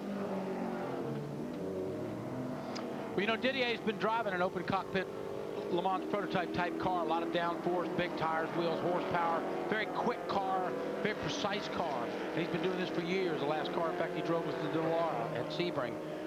These cars are a little different, less downforce, less tire, a little vaguer, not more movement. They slide around, more driver. You got to drive, you got to get up on the wheel. And, you know, it's a different thing. So for him, it was a big change. And it took him a little while to get used to it, but he's a great champion. And, you know, now he knows what it feels like. Next time around, he'll probably be as quick as anybody. Lots happening down there in pit lane. Chris Neville. Well, the 48 team was hoping to capitalize on the problems that the 31 was having, but right now, they're in the garage too. This team just had a gearbox that pretty much the casing actually exploded. We see a big hole here. We see the gears inside. They've been in the garage for about 10 minutes now. They're actually putting a brand new gearbox in the car, so they should be back out on the track in about 15 minutes. Other GTS teams are having problems, so they are still thinking we can close the gap on the championship with João Barbosa. The Heritage Motorsport team hard at work. Guy Hobbs, what do you have? I have the Pico has just come in for a pit stop for fuel and tyres and obviously a driver change. Andy Lally has climbed in. Jeffrey Bodine has climbed out. We'll give Jeffrey a second to get settled and take his helmet off and try and get a word with him. They're having troubles with the right rear. I see the crew guy waving this off. Having a hard time taking in some water just on his first stint out in the Pico. Jeffrey, first impressions? Well, you know, I love road racing. The The car ran flawless, thank goodness. Let's hope, cross our fingers, it keeps going. Had some problems earlier with Darren in the car. But, you know, I love this kind of racing, and boy, I sure hope Jim France and everyone here at G&W will let me drive some more. Well, we certainly hope to see you more. Do you like these prototypes? They feel anything like a Winston Cup car? No, not even close. Our setup is a little loose up through the S's and some of the high-speed corners, but you know they can work on that for the next time they come around. But no, Winston Cup cars are a real handful. I mean, these are a handful if you go fast. I mean, anything you drive in the world, if you try to go fast, there's a lot of work and takes a lot of skill. And I'm just glad for this opportunity. And like I said, I hope I can get back out and race some more. Other than driving the prototype here this weekend, what other drives do you have lined up? I know you're picking off bits and pieces here and there. I'm available. Where's the sign? Driver for hire? You know, Brett, my brother Brett and I are, first we're disappointed he's not racing, but we're so thankful that he's alive and he's going to recover from that accident last week. But we're trying to work something out. We're thinking about one of these teams. A friend of ours, Scotty Welliver. I'm going to put the pressure on you, Scott. He mentioned, hey, we ought to do this. And I would love to get involved in this series with Jim France and Rolex and this whole group and run full time. That would be a kick. Get some Winston Cup guys out here once in a while. Wouldn't you guys like that? Yeah, that'd be cool. And Brett and I are also trying to put a sponsorship program together for his car. Well, he needs it. Really, that's a great team if he's funded properly. And so we're trying to do that. Along with that, you know, we got a lot going. We're trying to put. You sound like you're a very busy guy. We'd like to put a Toyota truck team together. We're working real hard towards that. That'd be a lot of fun in NASCAR and to work with Toyota. And hey, it'd be fun to have him here too. That certainly would. As Jeffrey Brodine, he mentioned, of course, his brother Brett. Brett is here watching. Lee? Brett was meant to be in that pickup. Whoa!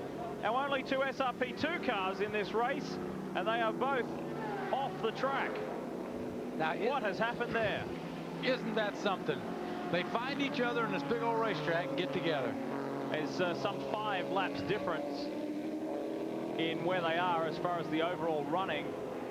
The Pruskowski boys and Ross Bentley higher up the order. But what has happened here? While those guys sort themselves out, we go to the leader in GTS. This is the Team Remax Corvette. They've had a great run so far. John Metcalf in the car at the moment. And they've just been solid. They've been fast and solid. Rick Corelli, John Metcalf, David Liniger, the threesome in this Remax Corvette. And not so long ago, they had a little bit of a scary moment. Let's have a look at a replay of that. Whilst they were powering on, JC France came through on the inside, the Renworks Porsche on the outside, and the Remax Corvette was right in the middle of it all. And I think JC France at that stage caught the Renworks Porsche by surprise. He came diving up the inside. It was a close one. Well, I'll tell you, that was a nice job by the Renworks Porsche, you know, to abort that whole situation and to eliminate a big wreck.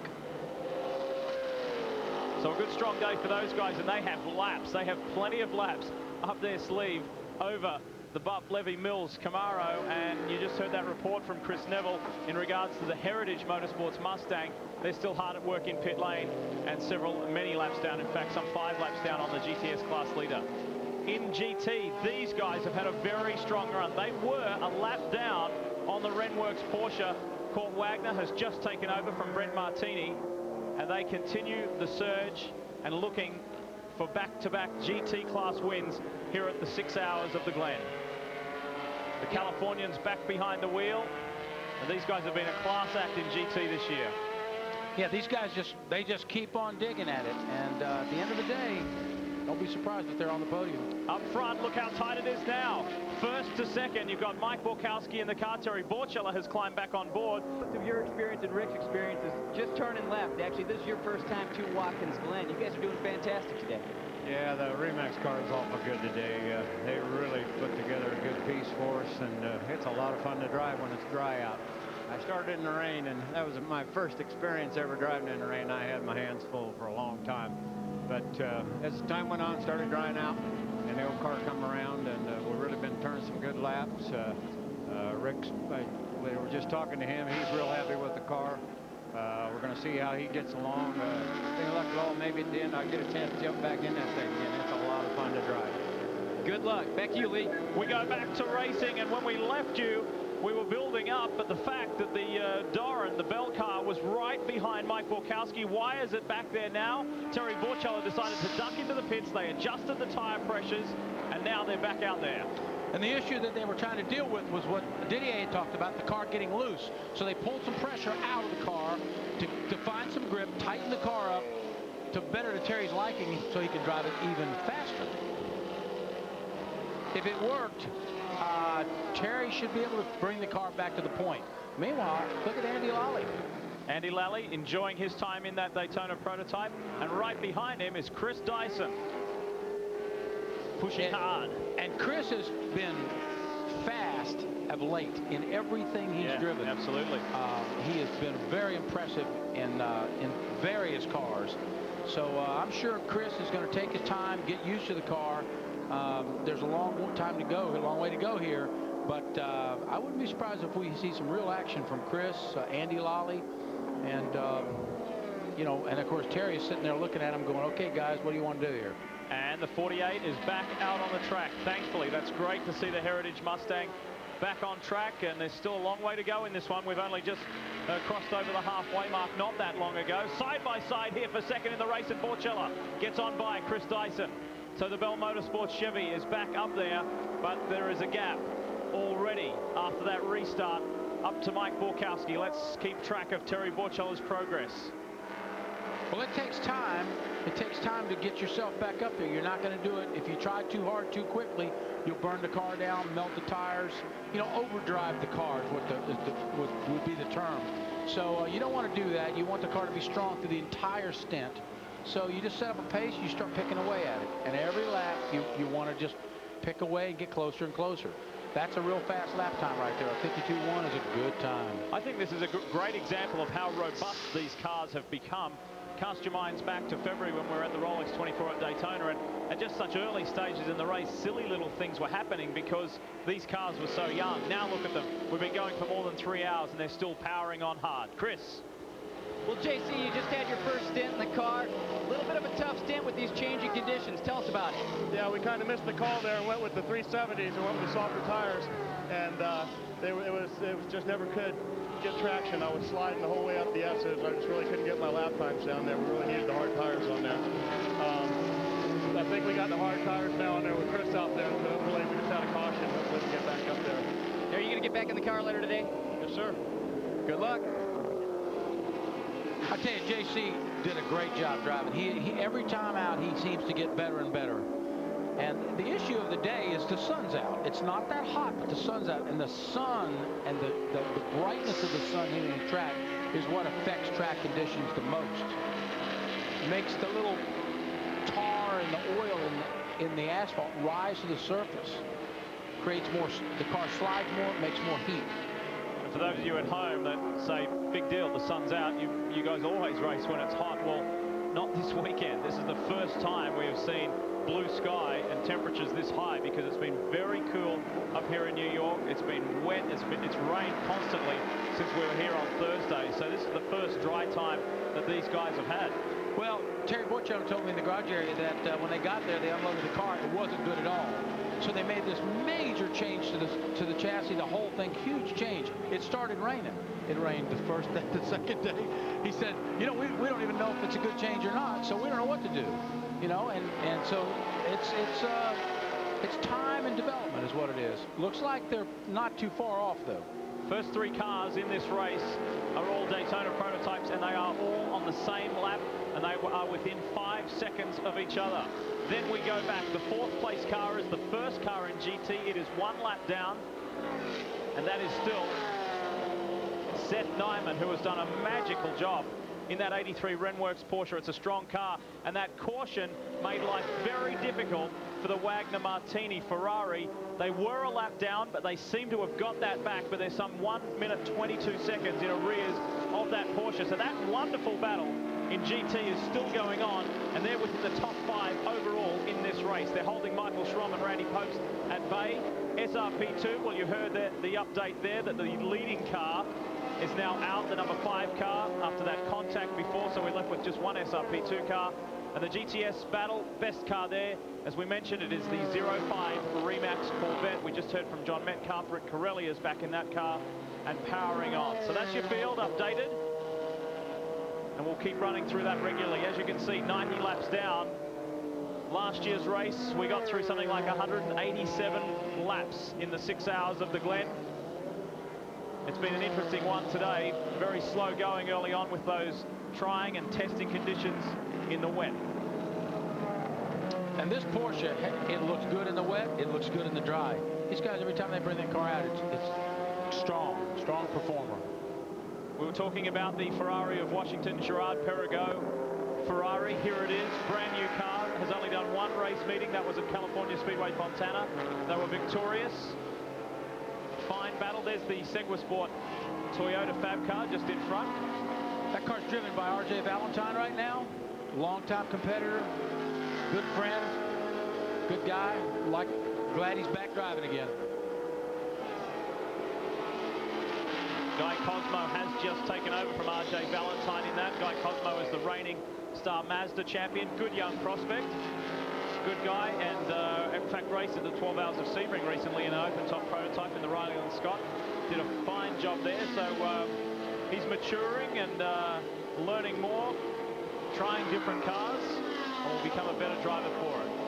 I'm sure he will enjoy his run. He's been dying to get back in this Daytona prototype since he drove it at the Rolex 24 at Daytona. Speaking of the Daytona prototypes, there's no disguising the fact that there are only 5 of them in this race, but throughout this season, we have had a great variety of winners. The opening round, the 24 Hours of Daytona, was won by Empring, Maxwell and Brabham in the Ford from Ultimatic, running a test tomorrow at Mosport for potential buyers. And speaking with Barry McSherry from Ultimatic, I've got quite a good list of those guys. But we had Hurley Haywood, JC France, they won the next 2 rounds. Terry Borchella, Forrest Barber won in Birmingham, and Donahue Borkowski won the last. So they've certainly been throwing it around. You know, 2 of the guys that go up there to Multimatic to test those prototypes are Tommy Riggins and Dave McElburn. I think they do a real good job in one of those cars. Here's Michael Schropp. He's from this part of the country, and the last time we saw Michael in the Rolex series was in Daytona. He's running the Turbo Performance Center Agilent Consulting Porsche along with Randy Popes, and it's been a successful weekend for those guys. They enjoyed a very strong run, and when I say those guys, I mean Randy Popes and Michael Levitas in the Grand Am Cup yesterday, the Grand Sport race. They're making that championship interesting, and you'll see that race coming up soon on Speed. They're certainly making the most of their weekend up here. Yeah, they're getting their money's worth, aren't they? A lot of laps, a lot of laps. Here's race leader Mike Borkowski. He knows what it's like to lead a race in this category, and look who is looming in the background. It's not the Remax Corvette. Don't worry about those guys, because that's not a head-to-head fight. Terry Borchella is coming, and we know when he gets focused, when he gets a target, we saw it in its best possible form at Barber Motorsports Park, and good job from Rick Corelli. He stayed out of the way there and allowed Terry Borchella to come up. Now the pressure's on Mike Borkowski. That Firebird, that number 46 Firebird, did not do Mike Borkowski any good at all, and there's Terry down on the inside. He got a good run on Mike. He just drove by him. Now let's see if Mike Borkowski can stay with him. Terry Borchella is fired up. Car owner Forrest Barber was called away back home to get back with his injured daughter after a horse riding accident. He left just this morning, and it was a bit of a surprise to the team, so they've gone from a 3-man team to a 2. It's all up to Terry Borchella and Didier Taze, and Borkowski is running with him. He needs to get past this Porsche. I mean, I'm a little surprised because maybe Terry snuck up on him and he didn't see Terry. You would think he'd be looking in the mirror because he knew Terry was coming. But when Terry got to him, instead of covering the inside, Terry just drove down the inside of him. If he opened the door and just said, "Go on by, Terry, I'm going to go ahead and let you pass me again." We'll look back. I'm a little surprised. We'll keep an eye. Look at the back of your screen, the 3rd place car. That is young Chris Dyson, the 24-year-old from New York. Can he make the... It's certainly looking a positive day for this car, this team. Just think about how the year started out for Jim Bell and Kevin Doran and the rest of the guys. It was a troublesome time at the Rolex 24, but now several months later, they've had a victory already, and they're sitting pretty, leading this race. Guy Hobbs. Thanks, Lee. Jim, so far looking pretty good. You just brought the car in under yellow, let out some air pressure, and that's helped a little bit. Yeah, the track temperatures are going up quite a bit. It's warming up around here quite a bit. So the tire adjustment is probably worth about a second a lap right now. What's the strategy from here on? Tire preservation, you know, take care of everything and basically go as slow as we can to win this thing. Is Terry going to do a double stint? Oh, Terry's just radioing into him. Again? Will Terry do a double stint? Negative. We'll be on singles. Didier Tays will get in then on that next stop. Jim mentions the temperatures. The track temperature is 37 Celsius, and the air temperature is 27 Celsius. Lee, I'll let you do the conversion. Sure. Double it, Nat 20, and we are under caution again for the 5th time today. We believe it's for the 46 car, the Michael Boffman, Frank Del Vecchio, Mike Yakel entry, and already they take advantage of that, and Terry Borchella is on pit road. Again, they wasted no time at all. Good timing on a pit stop. If you've just joined us, it was a bit of a hard luck story for the Marcus Motorsports car. They lost their major backer just recently, and Steve Marcus said to the guys, well, if you think you can go and find the money that we can keep this show going, you go for it. And Hugh Plum and Brian Cunningham said, you betcha. We're only 4 points out of the GT Championship chase. We're going to do everything we can to get this going. And they picked up Gilles Vanessay as a third driver, and they are still very much in this 6 hours of the Glen in GT class, which is a tremendous story. Mike Borkowski, Andy Lally. Lally is not, sadly, not on the same lap.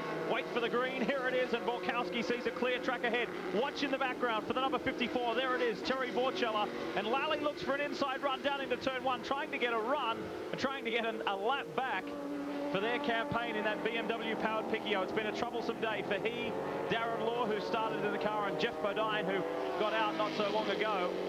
But the car is still going, and they will learn more whilst that car is still running, and it seems to have some speed on it. Let's ride with Andy Lally. Take a listen. That BMW motor's got some real power down the backstretch. See him pull up on him? And the Get Well Brett sign there, obviously for Brett Bodine, who was meant to be racing in this car.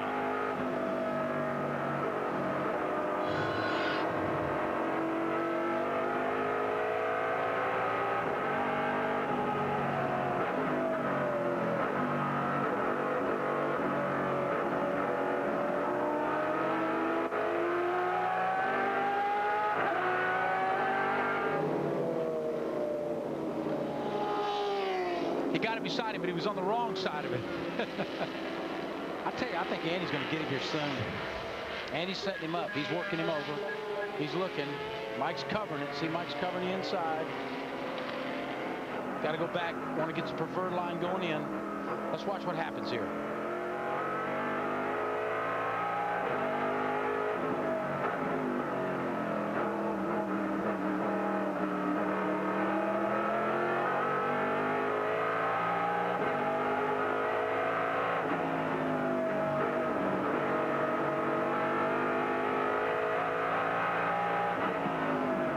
Here is where he wants to set up the run. Right here, right here. If he can get on the throttle early enough, he can get a shot down into 1.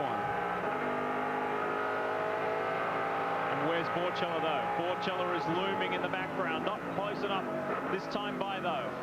And Andy Lally is proving to be somewhat of a tremendous utility driver. He's this weekend has jumped from a Lexus IS 300 to a Porsche GT3 Cup car to this BMW powered Italian-made Piccio, and has done a tremendous job in all 3 cars. Here comes Borchella.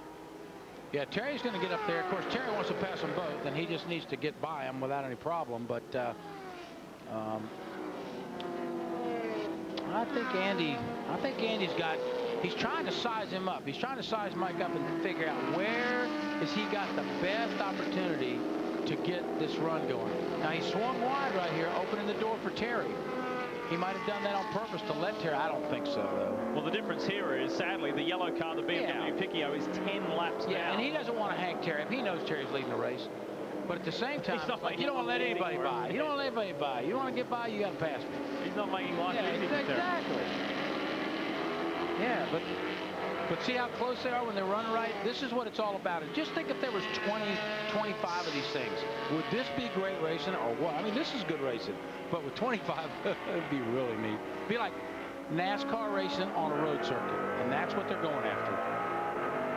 So Borchella gets Lally out of the way, and he can now focus. See, right here, I think the Porsche has a better, it was a 6-speed gearbox, and it gets off that slow corner better than the rest of them. It's got that lower gear to jump it off, and that gives him a little breathing room through the left-hander and down the front straightaway. And he can hold that gap all the way around the track. They can't seem to get it back. What'll happen, though, is Mike might get into some traffic, and it'll slow him up a little bit, and the guys behind him will get the run on him, and that's when the opportunity will present itself. Right now, look how even they are. I mean, they're pretty even, and let's see if Terry, let's see how hard it's going to be for Terry to get there and get by. 100 laps now complete here at Watkins Glen International. Mike Borkowski leads the way for Brumos Racing. Bell Motorsports, Terry Borchella sits second, and young Chris Dyson is in the famous 59 Brumos Porsche, running in third. All three cars on the lead lap. There's a good scrap going on for GT. That continues. GTS, there is absolutely no competition for Rick Corelli, John Metcalf, and David Liniger in that 05 Remax car. Look at this now. The pressure for the lead is coming back on Mike Borkowski. Let's see what happens. This is deja vu, isn't it? We had this earlier. Let's see if Mike makes life a little tougher for Terry Borchella. Oh, I'm sure he will this time. I mean, he knows. He said, I don't want to give up that lead. This is for the lead. You don't want to give it up at all. And their lap times are just identical at this point. Well, we are fast approaching the 4th hour mark with just 2 to go. There's still a long way, but we're a decent way into this thing. So, and look how even they are. Yeah, it's good. I mean, they've got their car. They got some adjustments made. You know, the heat of the day. They've got to hold the racetrack now. So they've got some pretty good race cars. Settle back and race. It takes a little while. Guy Hobbs. Yeah, we're down here with Darren. I'm down here with Darren Law, and Darren, we're just having you moved around a bit there. But Darren, you started off second, dropped all the way back with the problems, down to 22nd, now up to 11th. And the car certainly seems to be on song right now. Seems to be going very well. It's a lot better. We had a lot of problems in the beginning. We have, right now we have no clutch. It's really hard to get in and out of the pits. You know, we've just had a lot of little problems, but right now everything's sorted itself out. You know, our goal this weekend is we just want to finish this thing. We've had so many problems over the last couple races. So right now it's good. I'm getting back in soon. So when you had the problems with the back end, what exactly was it? Well, originally, early on, we had I felt the thing getting looser and looser, and that's what caused the spin. And then we found out we had a lug nut come loose, and it eventually nearly came off on track. And that put us down a couple laps getting in the pits and fixing that. How impressed were you with Jeffrey Bodine's performance? Very good. He's done very well. He's going to run with me at Daytona now. Excellent. That sounds good. So keep a close eye on the PKO. Darren Law, Andy Lally in it right now, and Darren's about to get back in. Great to hear some positive news coming out of that camp, and we've thoroughly enjoyed watching Andy Lally in his stint.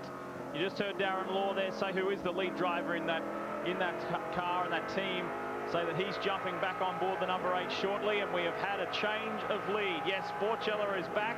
Borkowski runs second, and you ride with the Piccio now. There is the top 2, and some 10 laps behind that car right there. And gee, I hope they can hang in there, and this endurance racing is all about hanging in there until the end. So they sit 11th at the moment, but who knows what can happen in a couple of hours' time. Let's have a look at a replay of that pass for the lead. Jack, talk us through this one. Well, let's take a look at this. We're on board here. With Borkowski. Mike's going, I don't know. You know, he's outside. Terry just drove under him. I'm not sure if the car had a problem, wouldn't turn down. That's not normally a place where the car won't dive down to the corner. It's a big, you know, it's banked right there. I wonder if a problem is developing with the car because he. Let's take a listen.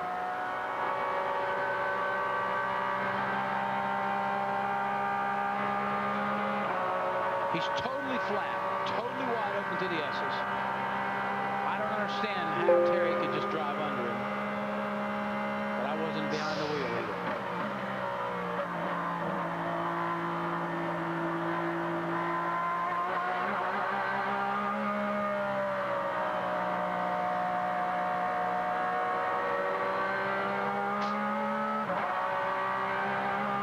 Continues the chase, hunting down that Chevy-powered Bell Motorsport at the moment. In fact, I think Borkowski may have come back a little bit on Terry, and they're running very, very comparable lap times. You ride with Borkowski again. You just heard Mike explaining that this is one of his favorite tracks. Down the backstretch, as fast as you can go.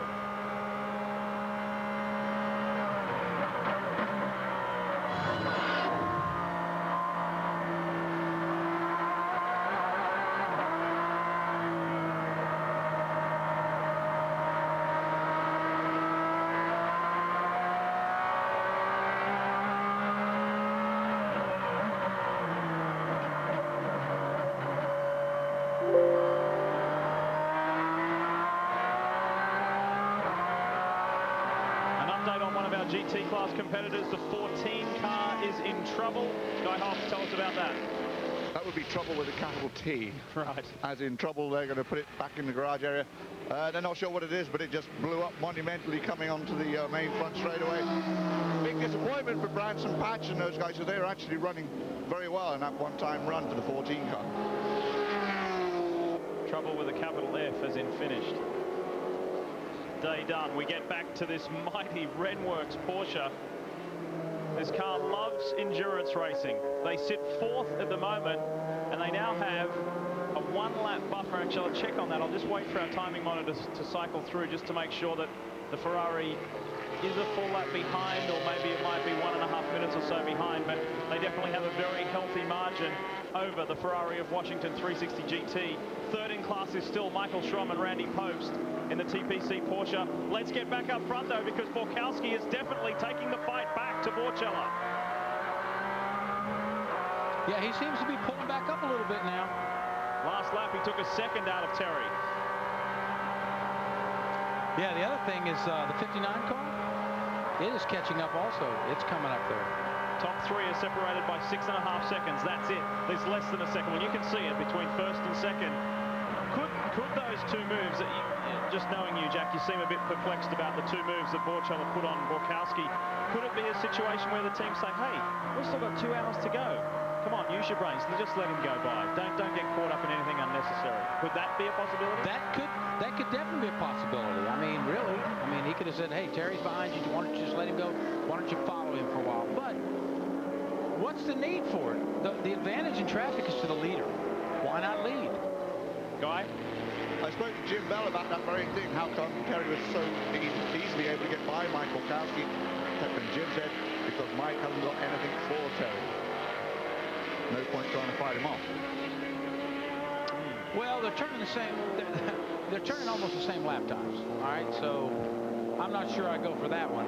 And if they're turning the same lap times, you know, if you cover yourself and you race hard, you don't give the man room. How's he going to get by? You can't run over you. You know, if you don't make a mistake. Looking at Mike Borkowski, hard at work in the 58. Chris Neville. Well, I'm down here with Bob Schaefer, marketing manager for Goodyear. Bob, these teams are dealing with a situation they haven't dealt with all weekend. It's sunny, it's hot, track temp is up around 100 degrees right now. Most of the teams switched from the soft to the medium compound tire. They're also trying to adjust the car. What are these teams having to deal with right now? I didn't quite hear what you said after all that.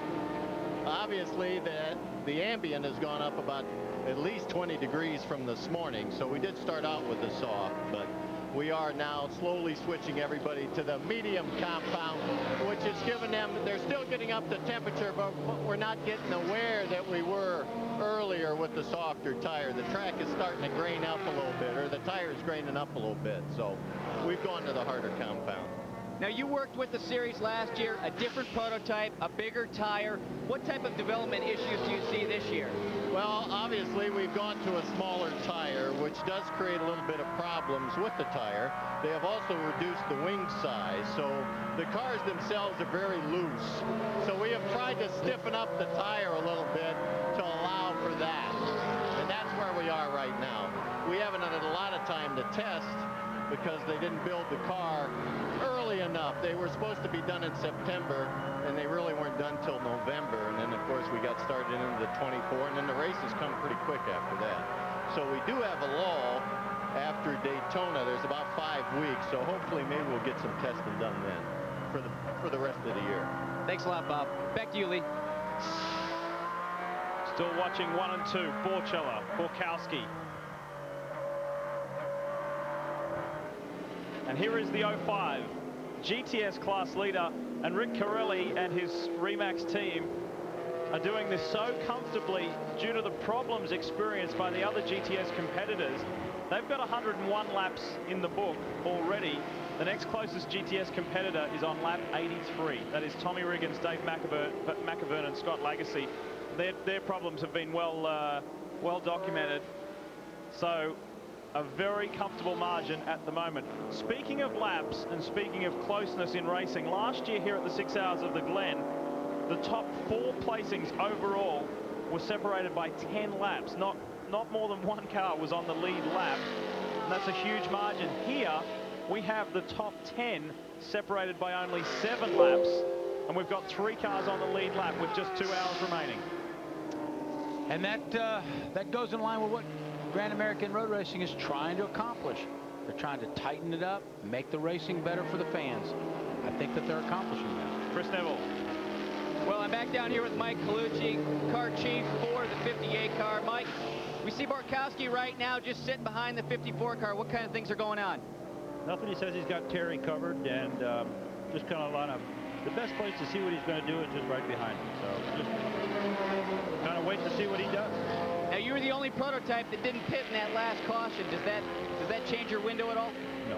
Well, I mean, obviously, we're going to have to come in before the other guys if we continue to run all the laps under green. But in the end, it won't make a difference. Right now, it sounds like both the 58 and the 54 think they have each other covered.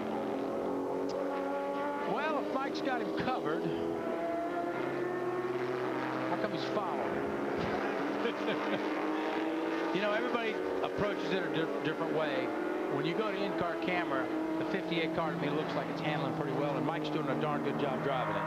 So, you know, they've got the way they're going to approach this thing. They're looking long-term. They're trying to win it. And, you know, at this point, you know, they want to run in second place. It's their decision. Back to the pits, Guy. I'm with Seth Nyman. The car currently sits 4th overall, first in class. And Seth, you did a pretty long stint out there. Yeah, it was a little bit long. We had yellows at both the front and the end, so we just wanted to, you know, take advantage of it and have as few fuel stops and tire stops as we can manage. At the moment, you have almost a lap lead over the Ferrari. What's the strategy? Just to keep as much of it as we can. The track is starting to come in, and that's good for the Ferrari, so we just have to work hard and keep going. The Redworks guys are doing a great job, and Johannes Van Overbeck will get in the car after Lonnie Penchnik gets out, and they both will do a great job, so we're just keeping our fingers crossed and seeing what happens. All right, we'll keep a close eye on the Redworks course. See, Alan Springer is down here taking care of things. I just spoke to the Dunlop engineer too. We've got a recent temperature update. The temperature's risen 10 degrees in the last 1 hour. Wow. And another secret weapon this Renworks team have got as well is Thomas Blum, son of Franz Blum. And Thomas is in that team, working strategy, helping out, and doing a wonderful job. He just came straight from the Le Mans 24-hour where he was working with the Asemco Risi Competizione Ferrari. And at that stage, they had Shane Lewis, Butch Leitzinger, and Johnny Mollem in it, and they were leading the GT class at Le Mans when they went out. So Thomas Blum, helping hand at Renworks. Sounds like the secret weapon they have over at Brumos, Burt Flagg.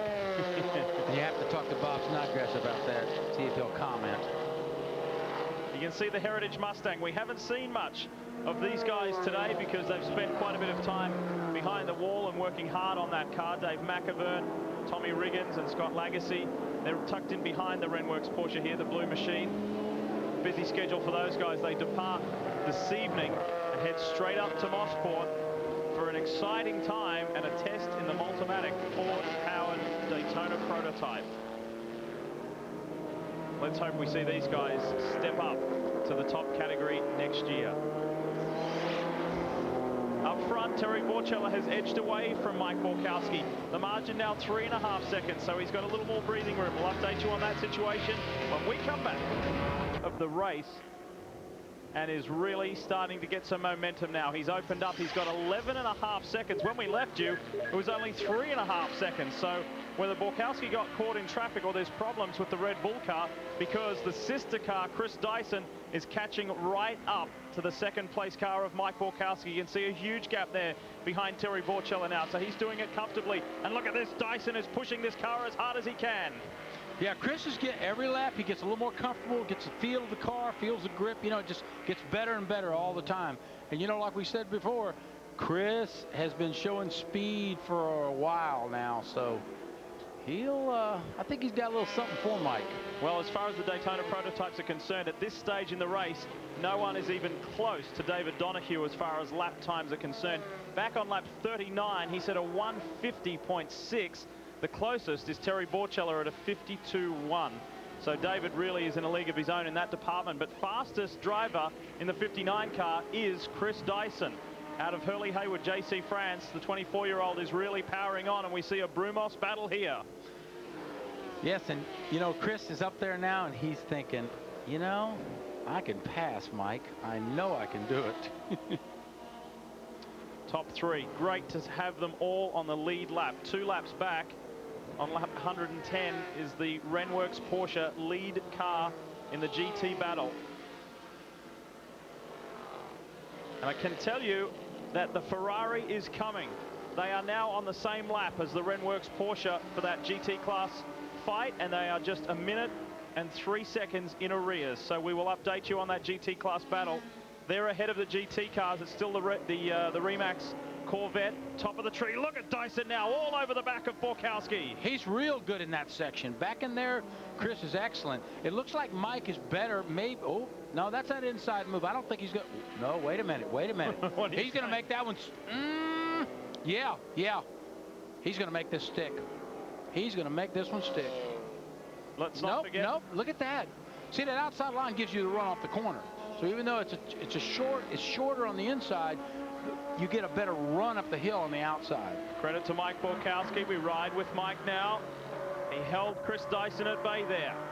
But the pressure is coming thick and fast from last year's winner, Chris Dyson. I mean, Chris is all in. He's filling up Mike's mirrors. Every time Mike looks in a mirror, all he sees is the windshield of that 59 car. Okay. See him look? He just looked. All right. Looking again. He says, okay. No shot here.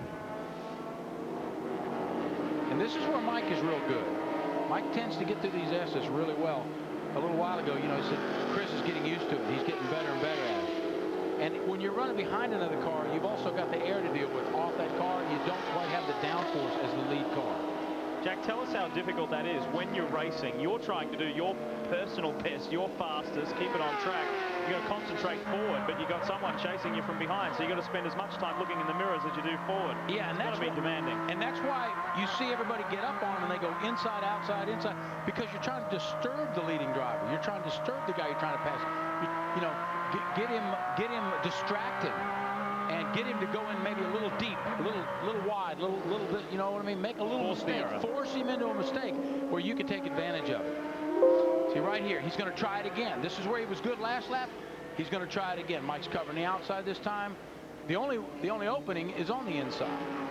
Whilst this is a wonderful battle to second and up the front, I want to update you on the GT class battle because the Ferrari has taken 6 seconds that last lap. Yes, 6 seconds out of the Renworks Porsche. They are coming. Now, it's interesting here that Mike tends to let the Duran car, the Terry Borchella car, just drive by him. But yet, when the 59 comes up, it's a different story. So, you know, whether or not he doesn't think he doesn't want to deal with Terry or what, I mean, I just, like you said, maybe that's part of their strategy. Sure, we heard from Mike Colucci. He said everything's under control. Yeah. You know, just maybe they said, just don't worry about it, let him go. It's all in hand. But you know, while these guys are back here racing each other, and certainly it's slowing them both up a little bit because they're having to deal with each other. Meanwhile, Terry is just putting distance on them. Yeah, the margin now is some 15 seconds. Yeah, and you see, if there is no caution and they have to pit under green, that 15, 20 seconds pays big. Yes. Once again, you know, Mike is strong through here. And the advantage goes to the lead car, especially through the S's, because you've got clean air on the nose of the car. Yet to be seen in this 58 Red Bull Brumos car is former IndyCar star and now IndyCar commentator Scott Goodyear. Experience here back in the late 80s in the IMSA days with Hurley Haywood in an Audi, and 97 he raced here in a Porsche. So we will see Goodyear in the near future in the 58 car. David Donahue did a stunning drive. Now look at Dyson, really working Borkowski hard. He's been coming here every lap for the past 3 laps. Yeah. Now he's in a stronger position. Yeah, draws level with Borkowski. That's even better. Ooh, this time he got it. This time he made it work. See Chris coming back. There's a bump right there, and that's one reason why they drove around it. But it also blocks the inside. We had Chris's father, Nice Rob move. Dyson, before here in the speed booth, and Rob was very excited that young Chris has this opportunity to drive with the legend Hurley Haywood and Brumos Racing, and he is really making the most of it. And you know that's true.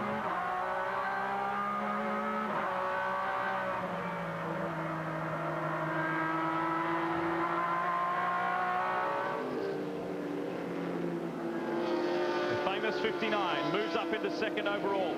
Can Chris Dyson do anything about Terry Vorchella out in front in that Chevrolet-powered Doran? But you see, once he got by Mike, he's been able to just pull away. So, you know. Word in that Mike Borkowski has experienced some problems with his right-hand side mirror. We have a replay of that. Take a look here. Watch to the...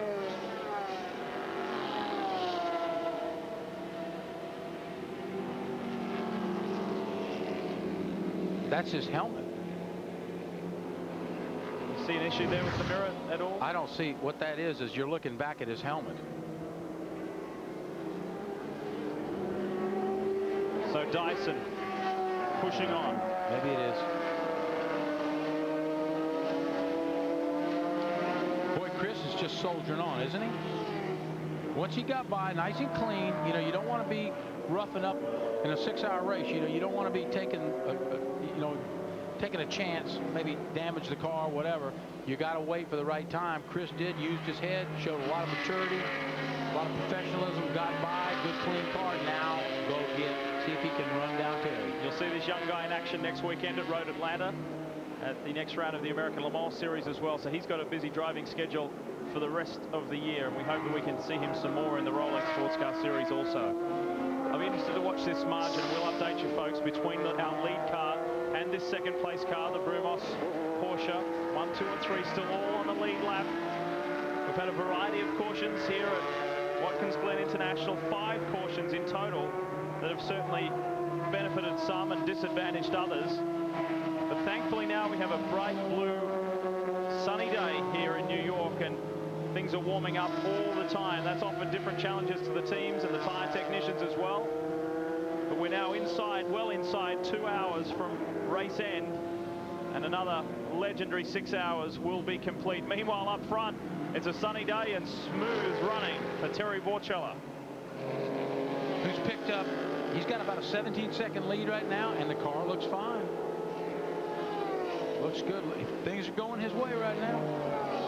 You know, talking about Mike for a second, I can't remember the last round of pit stops. He might have the oldest set of tires out there also. Sure.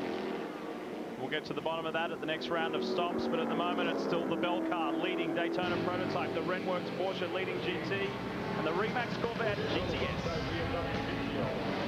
Car Series, welcome back. Driver change happening there as well.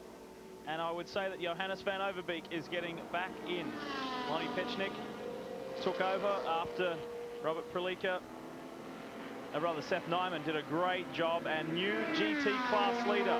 They were coming, and now they are there. Court Wagner, Brett Martini in this beautiful Ferrari 360 Modena. They have finally got back up on top, and the Renworks car is serviced and back out going again. So this battle will continue, and it's been an intriguing one at that. And we've still got a long way to go here at the Glen, so we'll see who will come out on top for GT class honours. It's been a very rewarding year for Wagner and Martini so far. They have had 3 GT class victories, heading for their 4th, and it would be back-to-back 6 hours of the Glen GT class victory. They are quite a driving team. Yeah, they are. And it's hard to tell who's in the car. I think they both do a really good job, both very good drivers. Well, you should. I mean, it's just easy to talk highly and positively about Court Wagner, but Brett Martini had some big shoes to fill. And remember, Bill Auberlen was in that team last year. So as we see the 58 in, Chris Neville is there. Well, they're not going to double stint Mike Borkowski like they did David Donahue. Mike is out. Scott Goodyear's in. They're going to throw a new set of Goodyear stickers on the car, fill it up, put Scott in. Everything looks like it's going fine right now. They were a little slow on an earlier pit stop, but they really used up this rubber this last stop. Mike was late in his stint there. He didn't get to come in like the other prototypes did, so he was trying to hold his own on pretty used up rubber. Right now, everything looks like it's going well, so hopefully they'll get him back out here real soon. And this is the moment Scott Goodyear has been waiting for. He said earlier, when you get given an opportunity to drive at the Glen, you don't turn it down. It's a spare weekend for him. He doesn't have any commentary commitments on the IRL IndyCar Series. And now it's time to have some fun. He's got problems. He's got problems.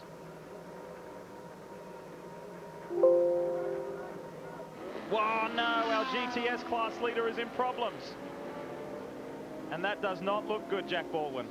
No, that looks terminal right there. That looks bad. As we say down south, blow the motor. Those guys had almost a 20-lap lead. Yeah. And if this is terminal, what a shame for Rick Corelli and his boys. Trailing a big stream of oil behind it, all the way back behind the wall. Oh, that's the 59 car. That's the 59 car. Chris Dyson, a massive accident. That is a huge one. Big wreck. Into the soft walls, though, those styrofoam blocks. That's at the inner loop, the exit of the inner loop, the end of the back straightaway. I believe that's where that is. Thankfully, you can see all those white... yeah, those white styrofoam blocks, they're soft, like soft wall, like big pillows. And they disperse the impact. They do a really good job of it, too. And as you can imagine, full course caution is out. Let's hope Chris is all right. He has been pushing hard. He's been driving very, very well and was reducing the gap on Terry Borchella. There is no sign of movement down there at the moment. Let's hope Chris is all right.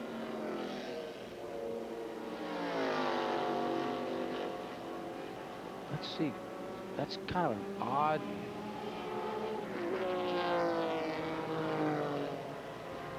Well, while we wait for some information on that situation with the 59 and Chris Dyson, let's get it down to pits and find out what happened with the 05 Corvette. Yeah, Rick Corelli has just climbed out of the car, very disheartened. Rick, you had such a great run going. Yeah, we were doing great. I mean, the Remax Chevrolet was awesome, actually. Just let go on a downshift in there. I think we broke a rod or something, but hey, it was a blast. We were up here running up front, and unfortunately, you got to run to the end here. It's one of those deals you got to run all day instead of a short sprints. Now, you do have, in fact, a huge lead, but it's not something you can repair and get back out. Well, I don't know. We're going to check it out and see what we got, but I don't think so. The car was getting pretty hot inside. I figured something was going on, and heels got pretty hot, and then she vibrated, and it either broke a rod or something, but we'll find out and assess it and see what we got to do. All right, Rick Corelli, big disappointment for the 05 car. Yeah, sorry to see those guys out. I suspect that the oil from Rick Corelli's car was the reason Chris got into trouble. Came up on it, there it was, no choice, no chance. Look in the cockpit, you can see Chris, he is moving around, he's talking to the team on the radio, and he is just waiting for some help to get rescued from that situation, and we'll assess the damage on the 59 Brumos car. If you stay in the car, you can stay on the radio. Exactly. So you stay connected. Once you get out, you lose contact, so you want to stay in the car. And now I can tell you that Chris Dyson is getting out of the car. And Chris Neville, can you tell us more about this situation? Well, these guys are still kind of scrambling down here, figuring out whether they can get it back to pit lane or weekend at Mid-Ohio.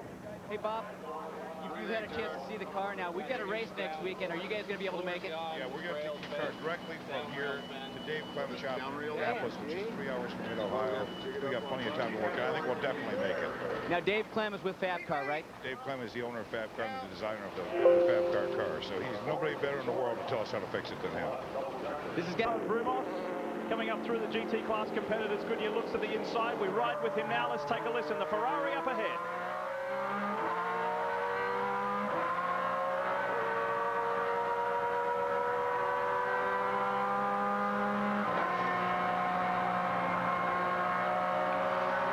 And just looking at that and listening, Jack, no wonder Scott Goodyear said, yeah, I'll come and drive for you. Yeah, right. Exactly.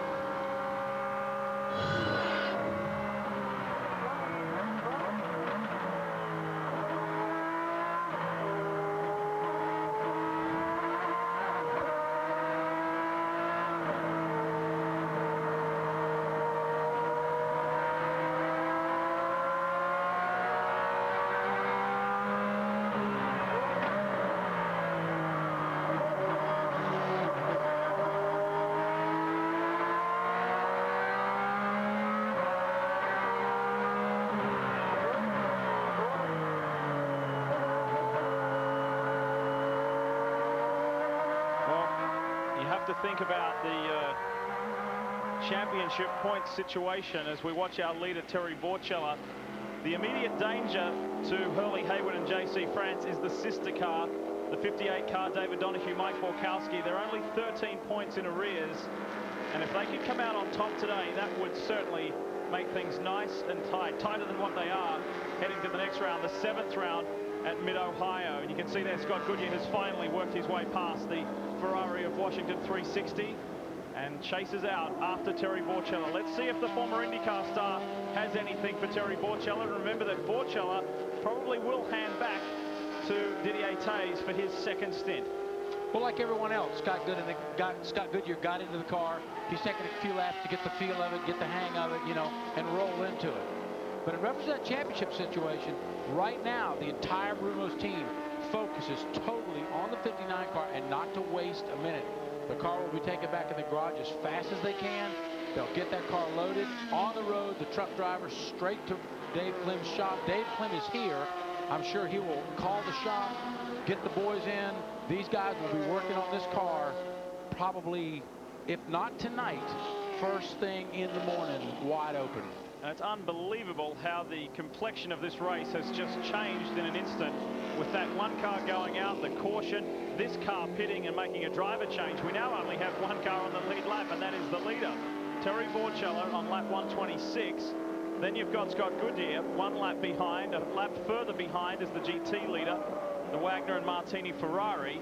And then a lap behind those guys is the Renworks car, and a further 3 laps back, make that 4 laps back, is third in GT class, the Cunningham Plum BMW for Marcus Motorsports. Wonderful to see that car still running. Well, the 54 car right now, as they say, it's Terry's race or their team to lose. It's their race to lose right now because they've got a lap cushion, and but a lot can happen. The sole GTS car running in this race. And that's a credit to them. Yeah. The Heritage Motorsports Mustang, maximum points, but he is still has not bridged the gap to Rick Corelli and his crew as far as laps down because of the problems that Dave McAvern, the team owner who's in the car right now, Tommy Riggins and Scott Lagasse faced earlier. They went some 20 laps down on their class leader, so they're still catching up a lot of ground. And that's why in endurance road racing, you never give up. If you can take the car behind the wall, take the car back to the garage, fix it, you always stand a chance. And at the end of this day, we've still got over an hour left to run in this event. They could still very well come out on top first in GTS points. Well, you know, it ain't over till it's over. Every point counts, and you got to go try to get every point you can get, whatever it takes. Let's hear more from that Heritage team. Chris Neville is with Tommy Riggins. Tommy, it's been a pretty crazy day here for you guys. You're taken out earlier because of a gearbox problem. Now you're back in it. Looks like you might get the lead here. What exactly happened with that gearbox? Well, it broke a tooth, and then when it climbed on the other gear, it split the case. So that gearbox was, was junk, but the guys did a good job. They got a quick change in. They changed it out in 40 minutes, and we're back on the track. And if things go well for us in another 20 minutes, we might be able to regain the lead. Now, you've got a big day tomorrow. You and Dave are going to Mosport to test the Ford Multimatic. Tell us a little bit about that program. Well, we're really excited about it. The Multimatic people have invited us up to look at their car. There's some thought here in this team about maybe doing a DP next year. So that's one of the cars that are out there. So while we were up close, we're going to take advantage of the opportunity to go up there and look at it.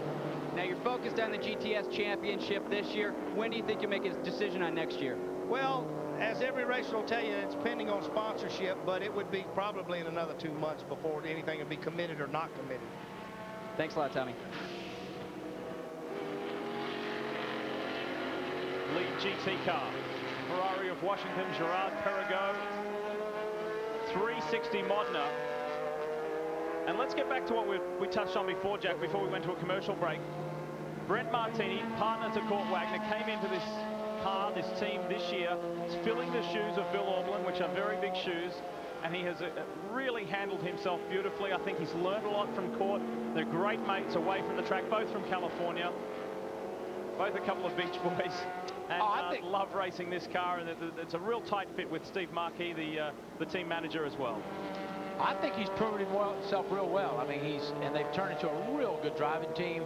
I think that Brent's got, I mean, the move he made at Phoenix was, almost the move of the year, if not the move of the year, to win that race. So, I can't say enough about the progress these guys have made and the job that they do. They're class guys, real pros. Guy Hobbs. Yeah, I'm down here with Brent Martini here talking about him. Jack, you're probably right. That was the move of the year, Phoenix with Brent.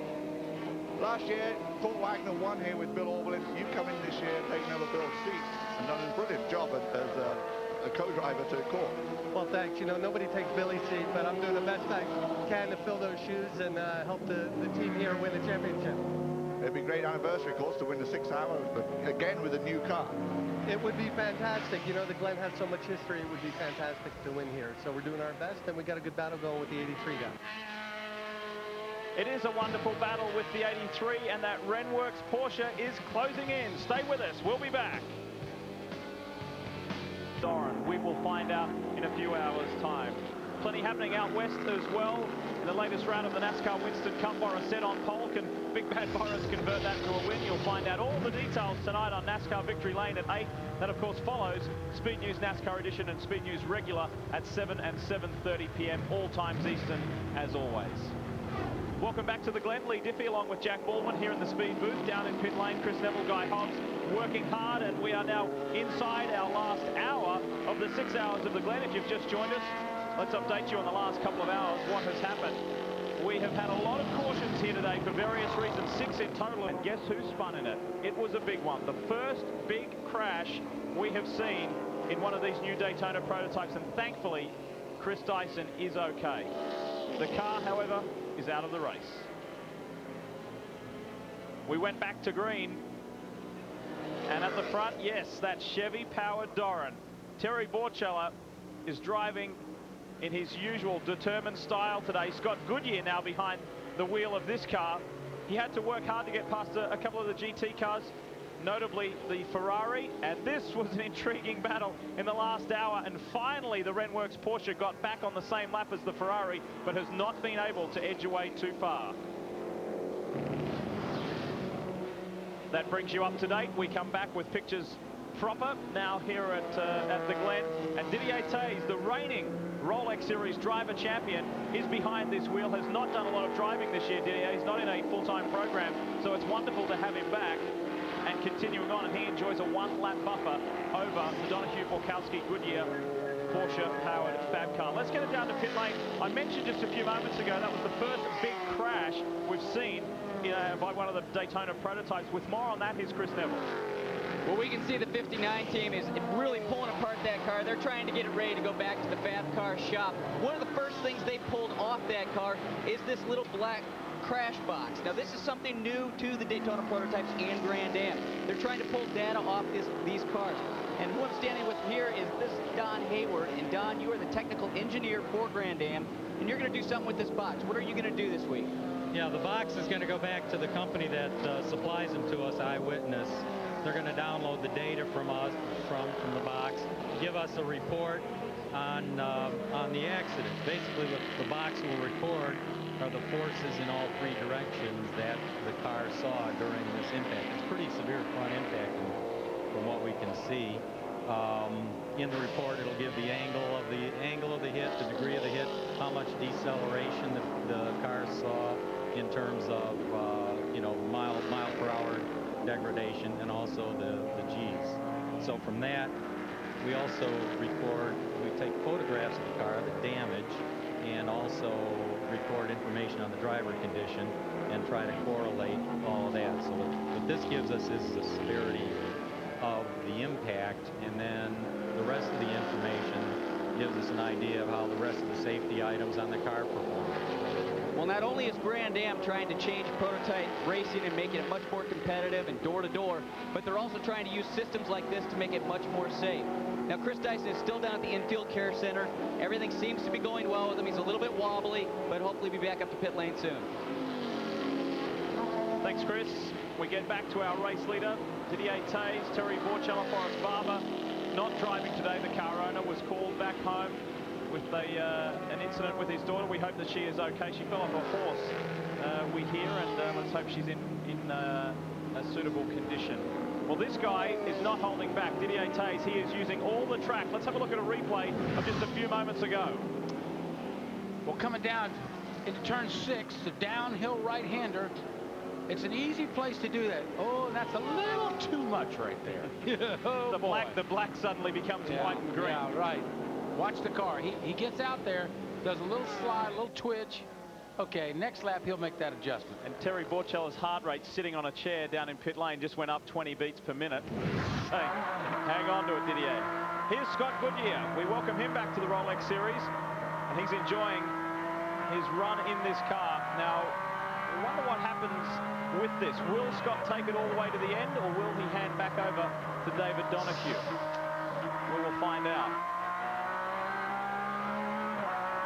Donahue, incidentally, still holds the fastest lap of this race at a 1:50.6, and that was set all the way back on lap 39 many hours ago. He was blindingly quick earlier today. But you know, he set the fast time. He did the one lap fast, but the car that's been consistently fast lap in and lap out has been the 54 car. And with the 59 car having the problem right now, I would say that there could be an issue here in the championship. And the 54, I'm sure the 54 can smell it at this point. And with the races left, things could change. GT class leader, it is still the Ferrari 360 Modena, Kurt Wagner. The car just going out of shot was the Redworks Porsche. They are on the same lap as Kurt. And you can see virtually a full lap behind. So if it remains like this, the timesheets will say that they are on the same lap, but the Redworks Porsche desperately needs a caution now if they're to take this fight back to Kurt Wagner and Brent Martini. Guy? Yeah, just to let you know, the Ferrari team is going to make one more stop. Brent Martini will get in, which of course will allow the Redworks Porsche to catch up that whole lap, so it's going to make it a very interesting race. However, I just checked in with the Redworks Porsche team and said, can you make it to the end? They said, by our calculations at this point, we're going to run out of fuel on the checkered flag lap. Especially if they have to keep up with this pace. So they need a caution. Obviously, they don't need a caution to catch up because these guys are pitting, as you mentioned. Thanks for that, Guy. But they need a caution just to help out with fuel mileage. Yeah, and would a caution eliminate the stop for the Ferrari? I don't think so, right, Guy? No, the Ferrari still has to stop. Yeah, it has to stop. Well, let's hope that, I bet they're hoping that their fuel calculations are exactly correct and not one lap short or a few hundred feet short. Let's bring you up to date overall. The positions are scrolling across the top of your screen. It's Daytona Prototype, Daytona Prototype. It's Didier Tays ahead of Scott Goodyear. Then it's Kurt Wagner, third overall, best GT car. Second in GT is Johannes van Overbeek in the Renworks Porsche. He's running fourth overall. Fifth overall is another Daytona Prototype. It is this car, the number 3 Segwa Sport machine. The F1 Boston Oz EXE and team principal Darius Grala is behind the wheel. They had a bit of a sketchy start to the day. This is their return since the Rolex 24 at Daytona, and it looks like they're going to go all the way to the finish, which will be valuable miles, valuable race miles for this car and this team. Chris?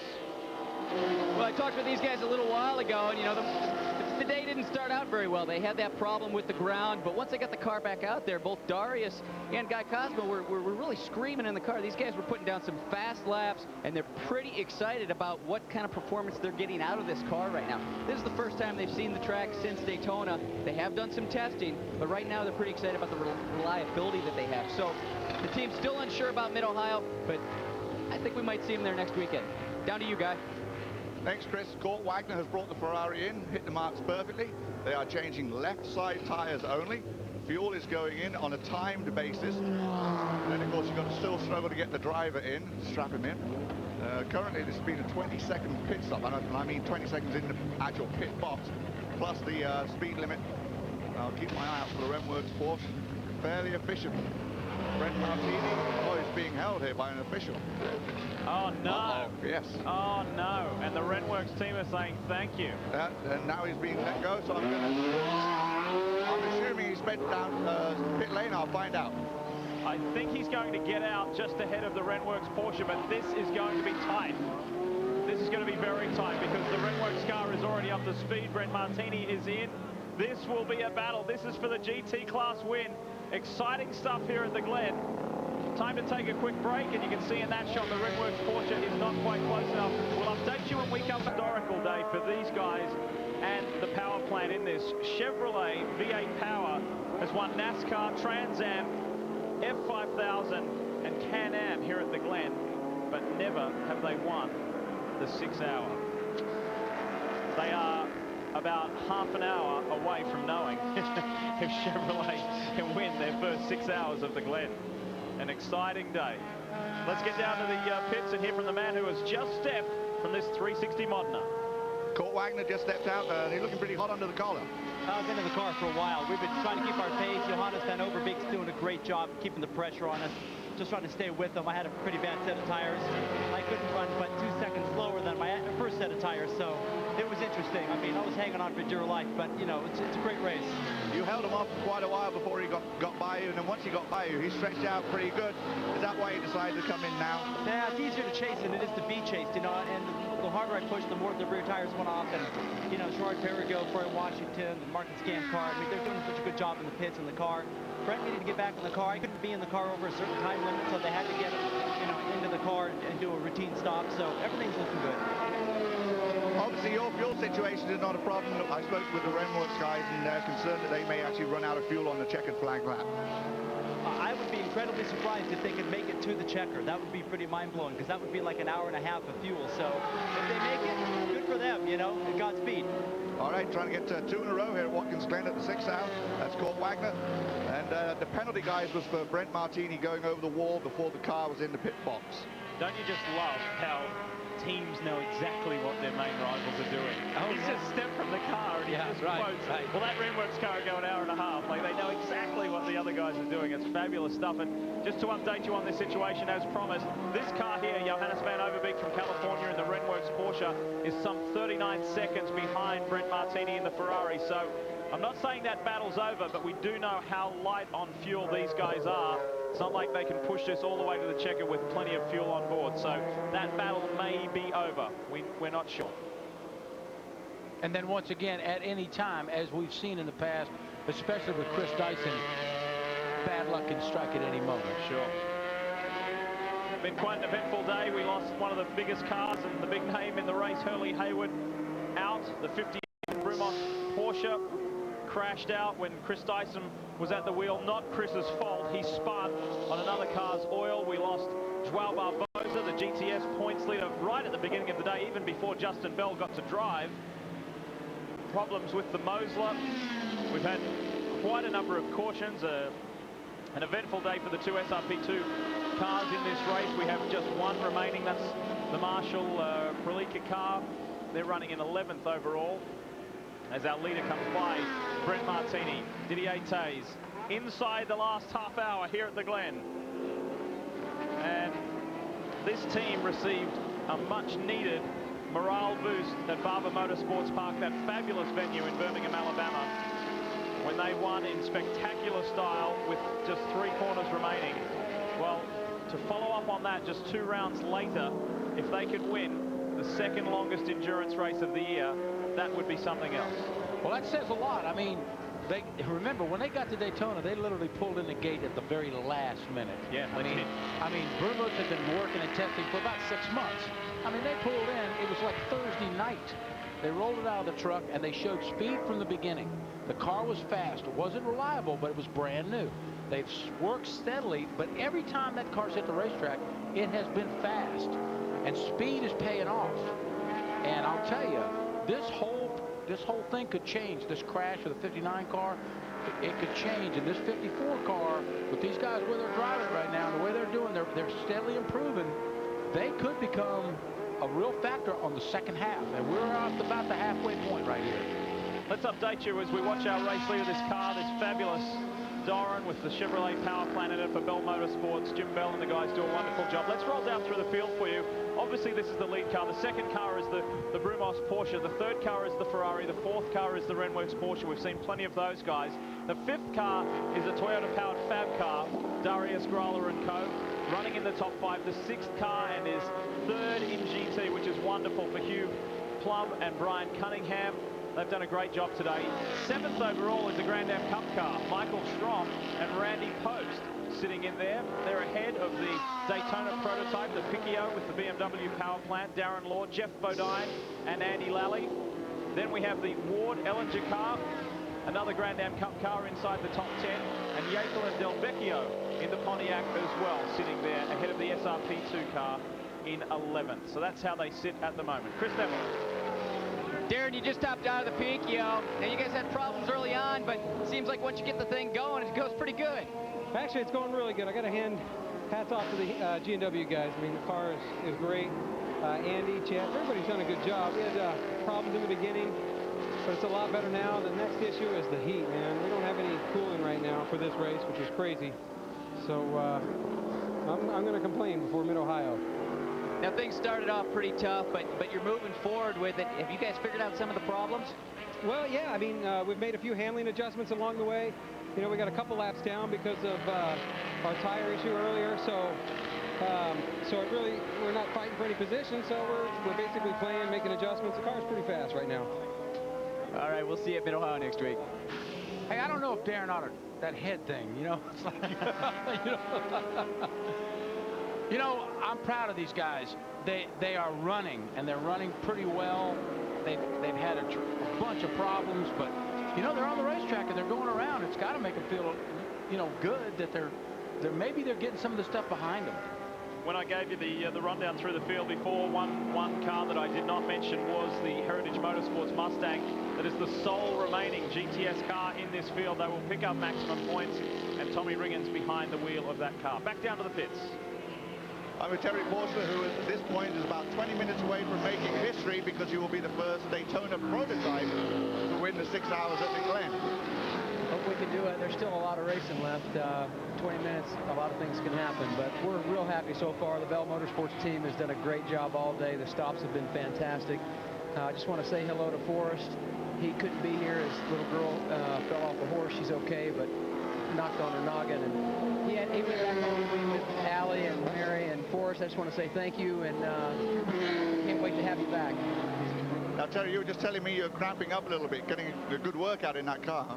Yeah, I mean, it's just the grind from the last few weeks. Started with the Baja, then Fontana, Le Mans, and then here, and just I guess that the old body can only take so much, but I feel pretty good, actually. I'm just getting some cramps, and I'll be looking forward to Mid-Ohio next weekend. But a big thanks also to K&M Performance Filters for helping me out and all they've done with me the last couple of years. And This is just to be a great race to win again. I've won here quite a few times, never overall, so this would be a treat.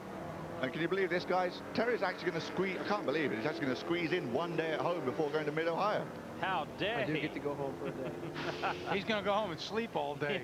He's got to be worn out. Well, the run's not over, is it? Because Mid-Ohio next week, as Guy just mentioned, and then the week after, we're at the Paul Revere 250 at Daytona Beach. Time to take a very short break here on Speed Channel as we leave you from the Glen momentarily. It's thoroughly enjoyable to look through those and the names, and you saw this guy's name, Didier Tays, there in 2001 when he won with Freddie Leinhardt and Mauro Baldi for Doran Lister Racing. And today he could do it again just 2 years later for Bell Motorsports with Terry Borchella. Not much success last weekend for Terry at Le Mans when he raced with the Rizzi Competizione Ferrari. It was a testing weekend for those guys, but it could all turn around here at Watkins Glen. As we look at the biggest movers graphic, I'll let you read that. There's been some impressive moves there, but let me tell you about Scott Goodyear. He just turned the second fastest lap of the race and is now only 21 seconds behind, and that's still quite a margin, but they were a full lap down on these guys. He's now only 21 seconds behind Didier Tays. Yeah, and he's picking away at it. I don't know if he's got enough time, but he's certainly heading in the right direction. Let's ride with Scott. Let's enjoy this.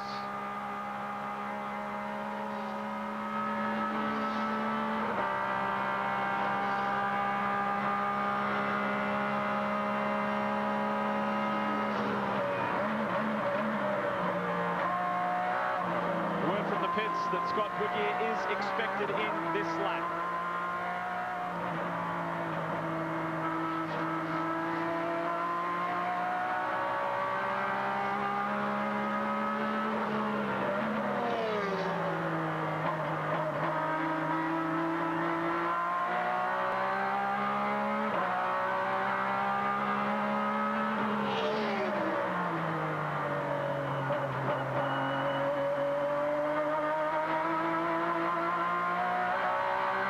Ride with Scott Goodyear all the way through to when he hits his marks in the pit box. He looks like he's having fun driving it.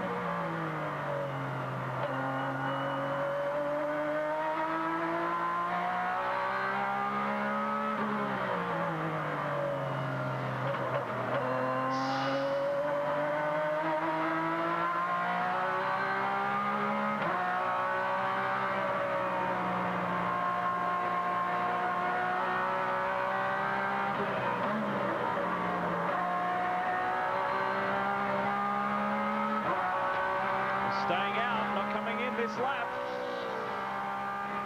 So one more for Scott Goodyear, and that margin now down to 18 seconds. He is flying. Obviously light fuel load, but these are impressive lap times from Scott Goodyear. But the sound of the sound of riding with him, I mean, he's enjoying it, and he's getting on that throttle. He is getting with it. And guess what? Fastest lap of the race.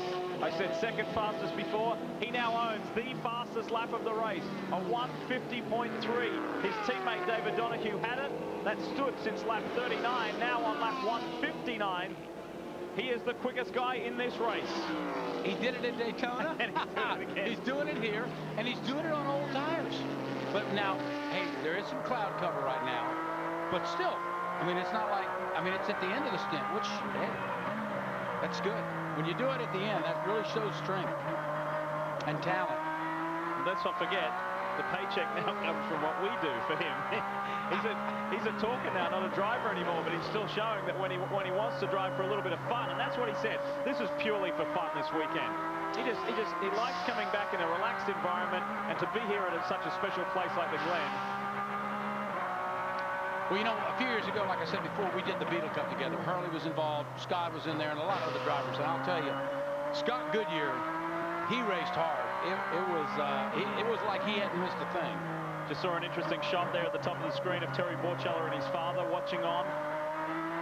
They know that they're looking at their watches. They know there's just over 15 minutes remaining in this, the 6 hours of the Glen, the 35th anniversary of this historic event. They could bring up, Terry could bring up his first overall victory. It would be Tays' second overall victory and a massive first for Chevrolet.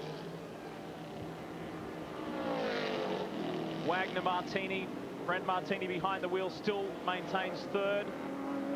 And there's a 26-second margin between. Line is the race leader, but just 4 cars back is Scott Goodyear. We've got 2 different races going on here, the one for overall and Daytona prototype and the one in GT. Look to the left of your screen. Here comes Scott Goodyear. He's trying to get past as many cars as he possibly can. And he needs to get through turn 1, get down in there, and get the run through the S's. He's got to go with the 54 car. It doesn't look like the Picchio's hanging him up at all. Boy, he just made a great move. That was beautiful. That was so productive from Scott Goodyear. And just a few moments ago, David Donahue and Mike Borkowski were running up and down pit lane, doing deals, asking these other teams, please stay out of our way. And look at this, here we go. Goodyear is chasing for the win, and he's now up into second. It's open road between he and the race leader. And he made the deal. The Picchio let him go. He caught a little air, got a little draft off of him, got a run. And now it's between the 2 of them. It's a square fight now, folks, and we've got time on our side. This is possible for Scott Goodyear. You're looking at Didier Tays, the 2001 6-hour winner and former IndyCar star Scott Goodyear. He is hunting him down. This is Chevrolet versus Porsche, the Doran chassis versus the Fabcar chassis, and this is a finish that the Grand American Road Racing Association could have only dreamed about. This is what they want. They want close competition. This is what they're getting, and every race this year has been this way. Chris Neville. Well, I'm down here with Bob Snodgrass. Bob, a minute ago you were pacing back and forth like an expectant father. This is exactly what you wanted. You needed this caution to get some more fuel in the car. He's in position now. Everything worked out perfectly for us, and I would say that I feel very, very good about Scott Goodyear. He's a tremendously talented driver, and he's going to bring it home, I'm sure of that. Well, these guys are all smiles down here. Down to you, Guy. Not so much a big smile down here, Terry. A little nervous. The guys up there did some deals with the Toyota and with the Picchio, and Scott Goodyear's coming. Yeah, he's coming fast, and the yellow couldn't have come at a more opportune time for them, unfortunately. But we'll see. It's up to Didier now. It's kind of interesting that it's 2 special guest drivers here this weekend, Didier and of course Scott Goodyear. In fact, they should be battling it out. Yeah, I mean, we're real happy with Didier Tays coming into the team, and he's just been phenomenal, not just as a driver, but also he's just a great guy to be around and a great guy to have on our team. Are you wishing you were in the car right now? Well, you know, I'm not sitting here very often, so yeah, I would say I would like to be there, but, you know, sometimes you just gotta, it's gonna be what it's gonna be. All right, well, we're going to stay here with Terry. Maybe this can make up for Le Mans. Well, while we were looking up front, I said there were 2 races going on. It's a little closer further back because I can tell you the Renworks Porsche just got past the Ferrari. There it is right there. Johannes van Overbeek has got the ground over Brent Martini and has gapped him already. And boy, that Porsche, once he gets out front, it's fast. It's been fast all day. That might be tough for Brent to, you know, to make up. You know, meanwhile, the first lap of the DP cars, almost identical lap times. This is the scrap for GT class honors, and Johannes van Overbeek is out in front, and he is running 3rd overall. The Ferrari 4 back up front. It's a lot closer. Look at this. He's on him now. There is nothing in it. Tays versus Goodyear, and we wind down to the finish of the 6 hours of the Glen. Man, this is exciting. I'll tell you right now from the driver's seat, he's there. He's gotten there. He's got time to do it. He just needs to, look this thing over and set him up, try to look for where can he get that run, where can he get by. You just can't come up and pass the guy. I mean, you got to put something together. Well, Terry Borchella nervously looks on. We have got something like 3 laps to go. There's Mike Colucci, the team chief for the 58 car. They have already won this year, just the once, and that was at Fontana at the previous round. Can they go back-to-back victories like the sister car did, the 59 car? But what a win this would be. The 2nd longest endurance race of the year for the Rolex Sports Car Series. And Scott Goodyear comes into this series for only the 2nd time in 2003. He was impressive. He was fast at Daytona, the fastest Daytona prototype. And now he could possibly put this Red Bull car into the victory circle. Man, it's unbelievable the way these things are shaping up. Well, that 54 car did a big slide right there. And talk about pressure on Didier Tays. He's not involved in a full racing program this year, just like Scott Goodyear. And to have this pressure on, he's not used to this in this year. He's done it plenty of times before, but wow, he's been thrown back into the deep end, back into the fire. Goodyear thinks about it on the inside. Almost contact between the two of them. He's looking, boy, this is close. You know, Didier's world class, so, and he's been in these situations before, so is Scott Goodyear. We're seeing the best. This is exciting stuff. I'll tell you, these are two top pro drivers going at it. There's been so many wonderful drivers, so many amazing cars here at the Glen in the 6 hours over the years. The 35th anniversary this year, but this is the first for the new Daytona prototypes. Who will go into the record books? Will it be Terry Borchella and Didier Tays in the Chevy-powered Doran, or will it be this, the Porsche-powered car? He just can't quite, you know?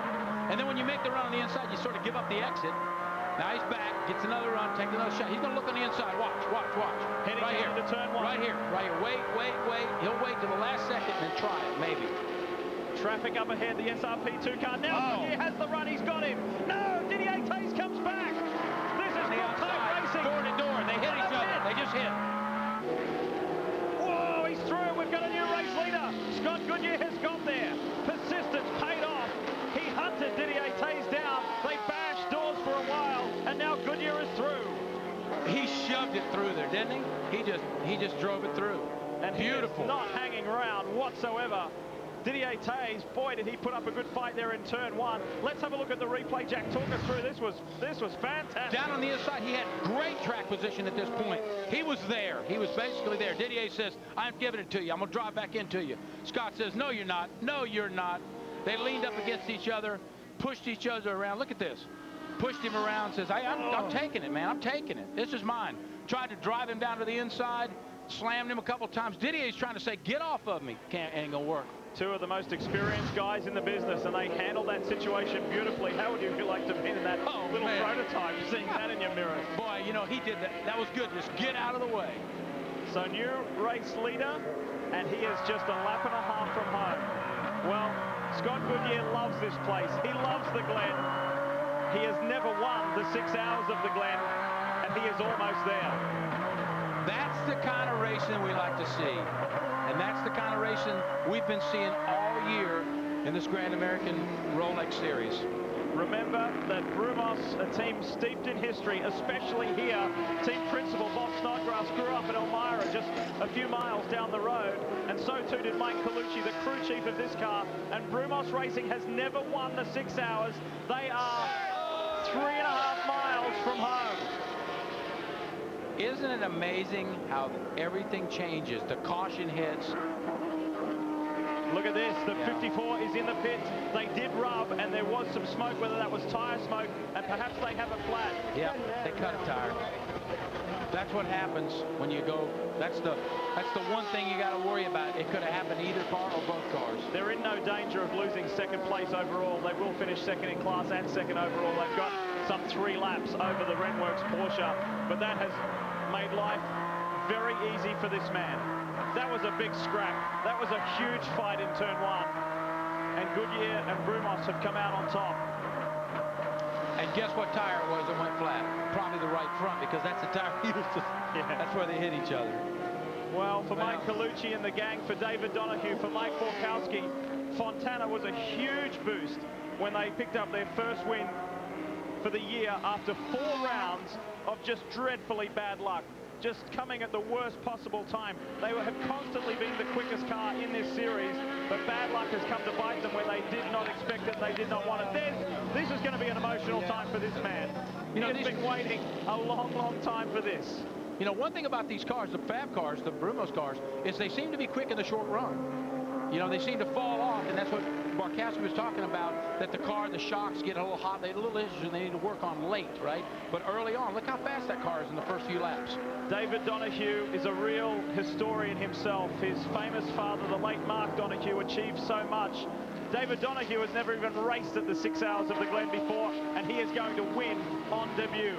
1 more corner to go, and Brumos will bring up their first overall victory in the 6 hours of the Glen. It may not be the famous 59, but it's now the famous 58. They do it. Borkowski, Donahue, and Scott Goodyear win the 6 hours of the Glen in sensational style. And boy, oh boy, Jack Baldwin, how many of these tight finishes are we going to see this year? The middle part of our races may not be the most exciting, but the ends sure are. And every race has been this way. The Renworks Porsche, what a fight these guys put up. Congratulations to them. Johannes van Overbeek, Seth Nyman, and Lonnie Pechnik, they win. Well deserved. Ran hard all day, fast car. And they took the fight to and past the Ferrari team, and Court Wagner and Brett Martini will have enjoyed that. They won't enjoy coming second, but they will appreciate it. You know, after that, I thought we'll just see what happens. Well, congratulations. Let's go over and talk to Bob Snodgrass. Bob, you've done this so many... Got a caution, you were able to get in and then get by. Brilliant drive. Well, I have to hand it to the team. Craig Watkins did a great job on the setup. Tommy did a great job with the crew guys. Thomas Blum did an awesome job on the strategy. Co-drivers did a great job. And I got to thank Harry Silverglad for loaning us his car for this weekend. That Porsche is very quick. Back up to you, Lee. Winners are, and let's not forget that 58 car was pushed from the front row to the back and started right at the very back of the pack. Class winner, we just heard from him in GT. GTS Best finished 10th. That was the Riggins Legacy Maccaburn car. They did very well also.